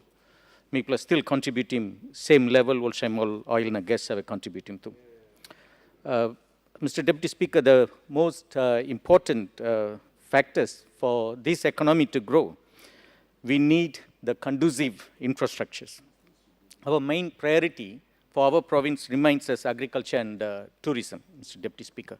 Of course, you know the challenges when we talk about tourism, how difficult the challenges, the cost, increasing cost of, flight tickets and the challenges. But in terms of agriculture, while this sector still remains a sustainable economic sector to contribute to the economy of Papua New Guinea, as Prime Minister mentioned, oil palm alone is contributing over 2 billion kina to the GDP of our nation. So it is imperative that you may build him conducive infrastructure, support him this economic infrastructure. Mr. Deputy Speaker, me talk thank you this program you also connect PNG. Prime Minister mentioned close to 20 billion kina over investment. Now almost over 7,000 kilometers has been addressed. Side perspective, West New Britain, unfortunately, it's a grievance debate. This statement come Friday. Side West New Britain, me amamas this investment come 138 million kina, come towards border West New Britain. You got narapla 10, 20 kilometers tasoli stop. Suppose you ask me this road, emi urgent or priority, me batok no urgent, but we still need it. But the biggest challenge, Mr. Deputy Speaker, Works Minister it is away, Prime Minister too away. Start Hoskins golo Kimbe, start Kimbe golo Biala, start Kimbe golo Kendrian, na Thalasia Ring Road. These are all economic road. Every Toya invested in West New Britain, the rate of returns are justifiable and higher than investing in any other districts or provinces, Mr. Deputy Speaker. As these roads are the economic lifeline. Mr. Deputy Speaker, this situation below Hoskins Golo Kimbe, the first 20 kilometers, facing enormous challenges. People, me feeling guilty time me go airport, na me look him how PMVs suffer. And the maintenance costs below PMV, they incur because of this bad road infrastructure and all. Like I said, Mr. Deputy Speaker, while me talk big talk, thank you this investment through Connect PNG, but you too must make him sure this fund maintenance must go through. As me ask him this question tasol, me check him on time, work secretary na. Emi talk he got budget appropriation 150 million kina is national road maintenance fund inside 2026 budget. He got 40 million kina national bridge maintenance program emistap. Em talk this road blow you Hoskins, New Britain Highway, all got something emistap inside this money. But now you mistap June, also in the mid of 2026, but I'm talking receiving one Toya lo treasury lo appropriation. So me appeal, Deputy Speaker, while you may invest lo Nupla road, you may too must release him this la 150 million lo national road maintenance program, na 40 million lo this la national bridge maintenance program. Sample time me no understand, Mr. Deputy Speaker, these are recurrent expenses where me no need him permission, approval, kind something. These recurrent expenses must be honored as you may appropriate through the budget. Otherwise, this la algata time you may build him Nupla road infrastructure, while you may continue to lose him this existing road infrastructure. These are existing road infrastructure, Mr. Deputy Speaker. I am also an economic lifeline where I am 24/7 service him this oil pump, fruit trucks, tankers, na logging trucks, na all got this la something. Because for too long, I mean, you may lose thinking lo the importance below sample of provinces where I mean continue to support him this la nations, welfare, growth of our nations. Mr. Deputy Speaker, Western Britain, kind also West Peak, me platu known for this logging, me no proud lo this la also me pla stop lo this la industry. I hope that this la industry also you may slowly can come out, now you may focus lo 100% lo downstream processing tasol. Me thinking also with also sample money, I'll call him also LEDL money. I'm close to also over 5 years, after 5 years, me plan no receiving one money lo LEDL. This la log export development levy, Mr. Deputy Speaker, me talk thank you lo government. Before also we give him lo all the kind individuals come na apply na kiss him, but government me change him go lo also rule talk also by go lo district na provinces ta show. But Mr. Deputy Speaker, the farmer government too time lo this la SP games, South Pacific games or 1M games, close to over 150 million kina I'll rouse him lo this la LEDL money and I'll spend him. To date, this money was never reimbursed. Me thinking tasol I'm close to almost 4 or 5 years ago, me pla kisim 1 million kina support. Me pla allocate him lo, me pla 1 pla also private line to kisim government go lo court, na tag also 1 million, blow provincial government, but he blow one individual na this la. So court deal one time this la matter finish. Now you me establish him, Mr. Deputy Speaker, we came with a genuine intention, me arim talk also government establish him this like something I'll call him PNG DY Holdings Limited underneath lo Forest Minister or Forest Department. Now I'll allocate him 300 million. Now you may buy him divide lo. I'll get this like established logging companies. Now you may downstream processing or you may export. Now you may generate him income. This like to date no come also operational. Stop yet also. So you may need lo allocating money lo this like kind initiative where you may talk na you may promise him lo nation finish. Mr. Speaker, me like thank you lo, Prime Minister na Treasurer lo, this la 1 billion kina intervention lo fuel subsidy, luck, I mean, we are so fortunate, lucky na this la intervention come, suppose he no come. You may by face him kind criticism na challenge, na people all get by suffer, especially businesses, ordinary people, depending on PMVs na all this la something. This la kind subsidy too must go lo agriculture commodities because Mr. Deputy Speaker, logistics is one of the biggest expense inside the country. You can kiss him good price, that's all. Sell him produce go low, Narapla province or sell him produce go low overseas. Triple expenses. For example, Mr. Deputy Speaker, I'm little conflict of interest also. Me work buy him copra. Me buy him 3 kina 20 toya, 1 kilo. Minimum also 3,200 kina. Price pla copra now I'm pulled down. Now suddenly price dropped to 2 kina 50. Now price me kisi offer lo one company lo Bangladesh lo kisi mem also 1,000 US dollars. 1,000 US dollars is like good money. That's all. Suppose you like export him, $300 by golo logistic that's all. Then you buy kisim $700 that's all. $700 and minimum close to 3,000 kina that's all. So you buy losing big money lo logistics. It's like one big challenge where you may know address him also helping people lo how you can subsidize him this la freight. It's like name you may arim tasol through practical application me know look him also one practical support come lo supporting this la logistics cost na this la. Mr. Deputy Speaker, me look him lo statement too you may talk lo 1.8 billion kina you may spend lo side lo law and order. But the reality on the ground, Mr. Deputy Speaker, you at you save lo district below you. Now, Mr. Deputy Speaker, 1.8 billion kina you spend law and order. But police law all gata province na district all still depend law province law buy him fuel. As we speak, me got request law close to 48,000 kina all ask him fuel. Law Kimbe police station. Yeah. I'll ask him fuel, vehicles to me buy him, housing me build him, allowances to me give him. Me no look him also. This la money you me allocate lo here me trickle down. Now this la fuel amount big challenge. Every now and then me need lo buy him 5,000 liters of fuel. Mr. Deputy Speaker, you mean need to make him sure this operational, Assistant Speaker, operational expenses blow, important institutions also and police. You mean no can Larimol depend all politician lo go na ask him all money. Time you ask him politician lo money, then this la politician by take him advantage. Yeah? Then you by need lo be any all this la politician go na amamasim all na. This la am also make him police and by weak. Neutrality blow police by suppose all depend lo local members na. This la lo depend lo all gata allowances na operational expenses belong all. Mr. Deputy Speaker, this one we have to make them independent. Make him sure also all gata operational expenses belong all by go. In Kimbe, me plus spending big money lo police. Every year over million kina just for operational expenses alone. Of course, every other provinces and districts are spending. Mipla tu Talasia district spending 5 million kina lo building police barracks. Lo Kimbe mipla spending narapla 7 million kina lo building police barracks. Mipla upgrade him Kimbe police station. Na building new police station lo Hoskins na Salilibu na all this la something. This la something tasol Mr. Assistant Speaker. You mean need lo clarity lo. One em through resources emi allocate lo each province. You mean talk lo decentralization yeah. This la money. Because you might as well sell him all get the money go low. Province tasol no you monitor him.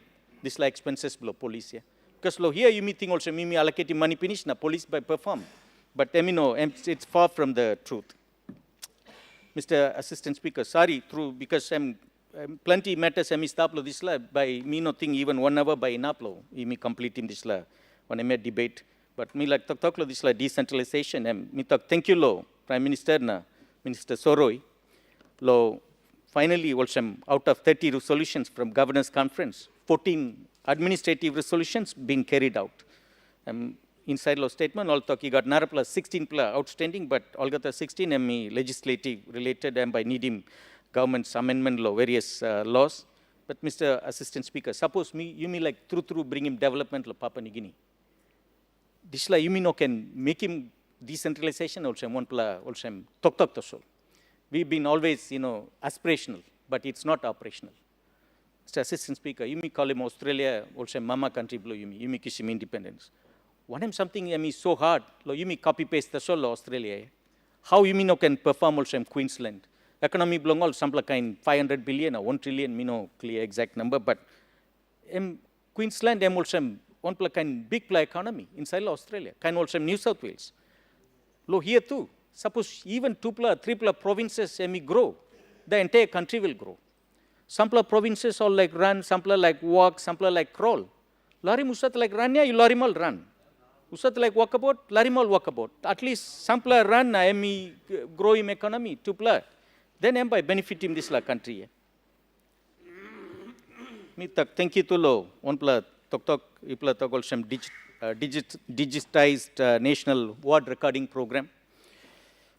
Lo introduce him na same time you must introduce him to also give him pay to lo the ward members so all by help him lo you lo update him this la ward record. Deputy Speaker, so Assistant Speaker, real decentralization means timely release of grants. Real decentralization means you must empower provinces to make decisions. Real decentralization means you must trust him or local leaders solve him local problem. Real decentralization and minimalism. You must give him greater control over to provinces for all their development priorities. Assistant Speaker, suppose you may release him 1+ statement. Province depend on functional grants. These are constitutional grants. You must release him to how much exactly you may pay him all the provinces 2024. How much you may release him 2025? You will be shocked. Mr. Assistant Speaker, this money, that covers except health, priority areas also, education, agriculture, fisheries, law and order, na village court. All these functions are covered under these functional grants. For example, West New Britain functional grants for 2024, it's about 42.5 million kina. But we hardly received 40% of it. Time you may know receiving, this part of it is also meant for teachers' leave pay. Suppose you may not receive him, now you may not pay him. This casual teachers' wages, na teachers' leave pay. And by accumulating. Me arim all staffs, public servants, close to me provincial government, owe him also over 30 million kina something, all teachers. Suppose me play no kiss him this full functional grant. This is where Assistant Speaker me workload feel him no good lik also. You plug at money all got the time lo big project, yeah. But why na you mean like give him this recurrent operational expenses which you mean must front load him. Suppose it's called functional grant because without that you can't function. But you mean must prioritize him this kind of operational expenses or recurrent expenses over the other major program na this. Of course, challenge me big lo side lo funding also. Sample time think also money is the problem, but how you may apply lo this money or how you may prioritize him expenses, yeah, that is the problem. Because me look him sample other programs, they are getting the money. But sample also basic this something you may no kiss him. Mr. Assistant Speaker, because people are not going to judge us based on our GDP statistics na this all by look ground reality. One of kind challenges all by facing employment opportunities or price below goods, price below all got the fuel na something. They will measure our success how road below you mean maintain. For example, this road, Hoskins Kimbeya, suppose we would have released this 9 million kina meant for this road. This road could have been maintained. This National Road Maintenance Fund released. I think maintenance below plenty roads too by helping. Now, how, whether police respond, for emergency situations, time all ring. Plenty time all ring, police by talk no got car, or police by talk no got fuel. So you may need straight him all got this something before they attend. Our people will judge us, our success, whether our hospitals have medicines. Mr. Assistant Speaker, our people will success, whether this resource wealth is actually reaching our people, whether our young people are having job. Mr. Speaker, let us focus for these next 50 years. You may go less announcement, you may focus more result. You may talk less promise, now more implementation. You may talk release all got the maintenance funds. You may must focus outstanding, release him all got the outstanding LEDL funds or functional grants, all got the this money where you may appropriate. Mr. Speaker, Assistant Speaker, you may must support him, this downstream processing, na release him money go this PNG DY holdings, so all can focus this so that you may can process him or downstream process him all got the DY you may harvest country below you may. Mr. Assistant Speaker, let us also focus and deliver meaningful decentralization. Only then, Mr. Assistant Speaker, our people will truly feel the benefits of our development. All the big numbers we often discuss in this honorable house, reaching them. Of course, our people, as Prime Minister said, have to also take responsibility. There is a complete lack of responsibility from our people, especially in terms of investing in education and health, their well-being for their children, because they are the future leaders and they are future of this country. There is a moral decay in our system and society, Mr. Assistant Speaker, that people are not caring for themselves or the increased attitude issue. Mr. Assistant Speaker, you can build him plenty infrastructure. Time people, you may not build him moral attitude belong all. This infrastructure. Recently, me arim all go cook him on church on place. Me less call him name place. I'll go destroy him on classroom too. I'm one kind of attitude. This kind of attitude deserves like also death sentence. You man long tasol you by cook him building below church or building below classroom where look out him future picking below you me. Thank you, Mr. Assistant Speaker. These are little grievances below me, concerns below me on behalf of people below me, West New Britain. Thank you. Now God bless Papua New Guinea. Governor. Thank you, Mr. Assistant Speaker. Number one, talk me like make him also. Thank you, Prime Minister. Osam bian long 7 years you carry one report performance report come long Parliament. Any good play initiative you make him. That's all. You got some legally heavy long way you make him report. Na me like halivim you bla legally na give him this bla debate, Mr. Speaker. Number one, I'm also long number one page long statement long Prime Minister. I talk to also the guidance for the construction of this report and the performance of the government is based on two important documents, the Vision 2050 and the MTDP4, Mr. Speaker. My sadness is that this report should have been constructed based on the framework that's in the MTDP4, because that would be a better measure of the performance of the government. All target lo government ya, I stop inside lo MTDP4. Now inside lo this la report, me no looking one bla target you play state him, where you been stop finish long previous document where you play been writing na launch him, which would have been a better way for us to gauge the performance of the government in terms of the very significant promises it has made, and also in recognizing the very record-breaking budgets that it has been announcing, Mr. Assistant Speaker. So my understanding is that there are some really credible people working for the government, including people like Professor Kavanamur, who teaches students at the university, or at one point taught students at the university on how to write reports like this, and it would have been nice if he had been consulted. But having said that, Mr. Speaker, it's a good start, but it could have been done a lot better, because if you go through this report, I mean, no got structure belong, you mean kalab all get happy go kamna, you know got all targets, na you know got report the actual performance against him, this little target. I like to think that we are a professional country, and if so, we should be following international benchmarks in terms of how we do these reports, Mr. Assistant Speaker. So I'm number one, talk me like make him, challenge him, government also, next time you play like make him. Me sabe also, you play got plenty money, we need all province too. Try na kisim all money got sabe, na by write him good display report, na you all get can understand him, na appreciate him. And number one, talk me like make him. Number two, talk, Mr. Speaker, I'm also, and you know, it illustrates the point I'm making.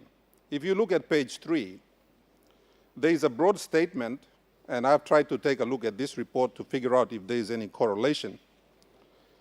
Only talk also, Mibla, expanding electricity access along rural and peri-urban communities. One time all kind one may come up. Now there's an example given of what's happened in Port Moresby, and there's a big power line program from Hela all the way down to Morobe. But you know got one plus statement lo here, I saw him clearly also, particularly lo line lo Mibla also long ECP. Na planti ol Narbla province where Mibla no connected lo this la main grid na. We have been struggling with issues like power. And I want to commend the Honorable William Duma after many long conversations between him and myself that the State Enterprises Ministry has now agreed to hand over our power supply to Octedi Power. So me like to thank you, Mr. Duma lo desla. But it would have been nice to see some of these initiatives mentioned somewhere in the report, and not just us in ECPIC, but you know other provinces, Mr. Speaker. You go along page 4, and this is quite sad, Mr. Speaker. And again, I make reference to the MTDP4, where you got target where government is setting also only by building 2,000 homes. Na long report long Prime Minister yet establo here, I'm talk also only building 36 plows, that's all inside long 7 years. That's quite sad, Mr. Assistant Speaker. Again, you know, if we had done these reports properly and if we had done them on an annual basis, at least government by not lo tracking performance long yet, whether I me work in Blandy House or not. Suffice to say that I think in ECPIC we've built more houses than the government has in the same period of time, particularly for police and other people.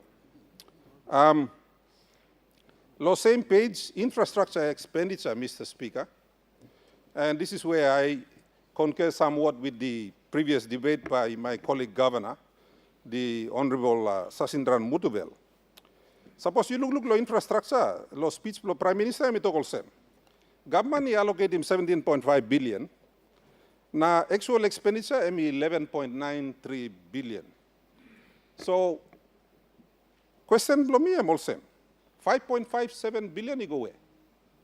Because me no look him inside lo one final budget outcome. Me no look him inside lo one actual budget where this la 5.57 billion. You play transferring me go along consolidated revenue, na you me reallocate him lo budget. So it would be nice if someone told the whole country what happened to this missing 5.57 billion. And for those in government who care to look, that's on page 4. I think paragraph 3. So, and then in that same paragraph, we read that there's 5 billion outstanding, Mr. Assistant Speaker. And I assume that's also in the area of Connect PNG and others. And as I mentioned in the budget debate last year, about the significant arrears sitting in Treasury, and it's nice that the Prime Minister has mentioned them here, confirming the points that I have raised last year, Mr. Speaker. And further to that, Mr. Assistant Speaker, my other question about all of these very large liabilities that lie outside of the books that pertain to the contracts that have been issued under the Connect PNG program, Mr. Speaker. Now, this question is still outstanding. Na mino hari one bla man long government, one bla good bla minister ikam na talk sawe long people long Papua New Guinea. We have a point of order. It might be right or it might be wrong, but I'm raising point of order. I have not asked you to raise your point of order as yet. You wait until I ask you to raise your point of order, then you raise your point of order. Honourable Member for North East, what's your point of order? Thank you, Assistant Speaker. My point of order is that I respect the Governor for his civic. We are not in the budget session where we go by figures on the cost and the projected cost that will be happening in the long term. This one is the performance report, only to guide, telling the nation how the 7 years as Marape and Rosso government is doing. And I don't know, Assistant Speaker, it's right to go by figure to figure, saying that one of the statements, he said, government's got more money. In what budget allocation appropriate there's more money? No, I'm only raising that one because he's trying to go book page by page, medium-term development. You know, we are not in the budget session where we debate on figures. Honourable Member for North East, your point Thank of order you. is out of order. But I'm raising it. As this is a grievance debate, and let the Honourable Governor resume his debate and complete it. Mr. Assistant Speaker, I think all sambla leader bloimi need lo look long report where all yet producing lo government blow loga the number is step inside lab na mi call him. You know me make up na go. To my next point, and I thank you for your ruling, Assistant Speaker, along page number 6. And this is something that the Honourable Mutuvel just discussed not so long ago. You will see quite clearly here. Lo number of government yet, a total of 111.59 billion. Again, that's in paragraph 3 under fiscal management and revenue for those that are following. But you look at also long allocation long government, Mr. Assistant Speaker, 20% that's only go long all province. The other 80% in revenues were used by the national government, Mr. Speaker. So me talk thank you long Prime Minister, lo karim display number ikam, lo make him clear. Also, how much money through I go down long all people blow me long all province. Na emi confirm him talk long Honourable Mutuvel, where emi talk long side blow function grants na one where nice plan number government is have put him inside low budget. That's all cash money ino sa bianim na go down. ECP yet is still got over 2 years funding cuts of almost 104 million kina, Mr. Speaker. So complain lo people blow ECP, but me still karim kam lo this blouse. Ina samla line ni harim na. Igat samla good la beki mi kam long hamamas lo people belong ECP, Mr. Speaker. Now one kind to lo hamamas lo people lo narbla. All provinces blow you me inside lo this country. The other issue I have, Mr. Speaker, which I'd like to mention here, is that nowhere in this report is Bougainville given preeminence.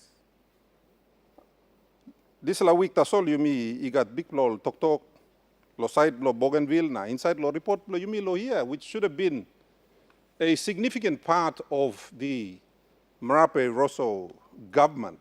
Responsible all inside along here should have had something comprehensive on Bougainville. But anyway, me tromai mantap tasol na pointing out some area where government abrus liglig. Me ikam ken long page number 17. Now, Mr. Speaker, I speak on behalf of all our local level governments, not just the 28 in East Sepik, but the others in all of the other provinces in our country. And I state quite categorically, and again, Mr. Assistant Speaker, Prime Minister should perhaps review the contract arrangements for his speechwriter. If I were the Prime Minister, I would sack the guy. No time in the last 9 years has a local level government service improvement program funding come down to any of our LLGs. Yet it's mentioned in here that our LLGs have received LLG SIP. So me just throw them this talk on top again. You know, accuracy is important, and there are many numbers mentioned in here. I will not cover them all, but just to point out some of the glaring things that I see. Now, Mr. Speaker, again, I refer to the Medium-Term Development Plan 4, and it makes a very ambitious target in terms of jobs. And one of the things I wanted to ask was that the MTDP4 was fully costed, Mr. Speaker. And in the MTDP4, our good people at planning have indicated that we need about 51 billion kina to implement all of the outcomes there, including those that were mentioned by my colleague Governor, the Honorable Mutubel, in terms of the 300 million that was intended for forestry to realize some of the government's well-stated policies in terms of downstream processing. Me understand also 300 million too inogo. So I must lose lo haprot na by good plus suppose Minister of Forest he can talk sawe something I lose lo way or sampla Minister of Lookout money lo treasury too he can talk out also something he go na you may all get the people of Papua New Guinea can sawe. But coming back to the point, Mr. Assistant Speaker, long page 21, long conclusion, long Prime Minister. Emi talk also, you got more than 2.5 million students. Only stop inside law school, na you walk lo finish, na you walk long graduate na. 2.5 million, Mr. Speaker. 2.565713 to be exact. Government promise him this blow beginning blow you me 1 million jobs by 2027. I'd like to remind the government that we are nearing the middle of and arriving at the end of 2026. It would have been nice to see in this report some feedback on how many of these 1 million jobs miplay promise him or beginning blow you me only sit down lo school na only finish suppose he come up or no got or suppose he stop lo samla hap perhaps we can advise our young people on when these jobs might be arriving and from where. But having said that, Mr. Assistant Speaker, me come back to the point where Honorable Mutubeli making. When we make grand plans and we announce grand budgets, these are what we call high-level commitments. People blow you me, only stop long, what we call outcome level, outcome and impact, Mr. Speaker. And I believe that was in the same master's program that the Prime Minister did at UPNG, and I had the privilege of also doing, Mr. Speaker. So, tok belum ia molsem. Lo strong im talk belum Governor Mutubel. Our people live at the outcome level, Mr. Speaker. Now, outcome em molsem. Suppose you spending money on healthcare, na you announcing big plan number inside lo floor lo parliament also you spending kind money long healthcare. Then the services need to be there to the expectation that our people have. That's what we call outcome and impact of the budget, Mr. Speaker. One kind to law and order. Time you make him announcement, how much money you may put him, or you may talk long DIY, long downstream processing, 300 million if I go. Then we need to see it at the outcome and impact level. How much DIY you may put him through, na sawmill cut him, na come up timber, na you may export him low way. Factory is an up low way. How much work man Mary walk inside. This all outcome na impact ya. Emi no stop, Mr. Speaker. So emi come back lo point where Governor Mutubeli raise him. Me too he been raising plenty time. Na me believe also by lo interest lo people lo Bougainville too, Mr. Speaker. One time through by you me look long. Senisim this arrangements you me got. Governor Mutubeli no talk out na talk straight, so Bami talk out na talk straight. Our system of subnational governments and national government is designed, Mr. Speaker. Behind him straight design belong Australian government, na country belong Australia. Inside lo desala design, you me Papua New Guinea you me kisim design ta sol na funding mechanism belong em you me no kisim, Mr. Speaker. That's why you look him lo report lo Prime Minister yet. Emi saw him also 20% belong budget belong Papua New Guinea. Emi go down long all province, 20% ta sol. 80% emi sit down long Waigani. Long all program below Waigani. Lo management below Waigani, Mr. Speaker. Suppose you go to Australia, but you look him also, Brisbane City, emi got $4 billion budget. Brisbane City is run by the Brisbane City Council. Brisbane City Council is the equivalent of one of our local level governments. Same design. Australian government, he give him lo Yumi kisim design tasol, na ting lo how lo ronim, Yumi no kisim, Yumi ronim lo like lo Yumi yet. So I would like to urge the government, and whilst I note some of the achievements in terms of subnational government, me ask him, you bring him all save money, come sit down, na give him you some good ting. People like myself will not be in this house forever. Ting na talk me carry me come, lo help him you lo try him na. Change him all arrangements so that the impact and the outcome is felt at where the people are. You try him na harim na behind him. Suppose you stop 7 years, record budget. Now you got record problem. Then perhaps it's not the money, perhaps it's the structure that you are using to try to bring things down. No can stop na criticize him online where he him lig money, na put him all structure law, try him na find out law, how you may manage him 1 billion kina a year na. The other 29 billion kina of the budget, we don't scrutinize that, Mr. Speaker. So I would like to encourage the government. This is a good start, but let's do it properly the next time. The time you make him come. You measure him performance blow you against him promise blow you and me stop inside long empty DP4. Thank you, Mr. Assistant Speaker. Leader of Government Business.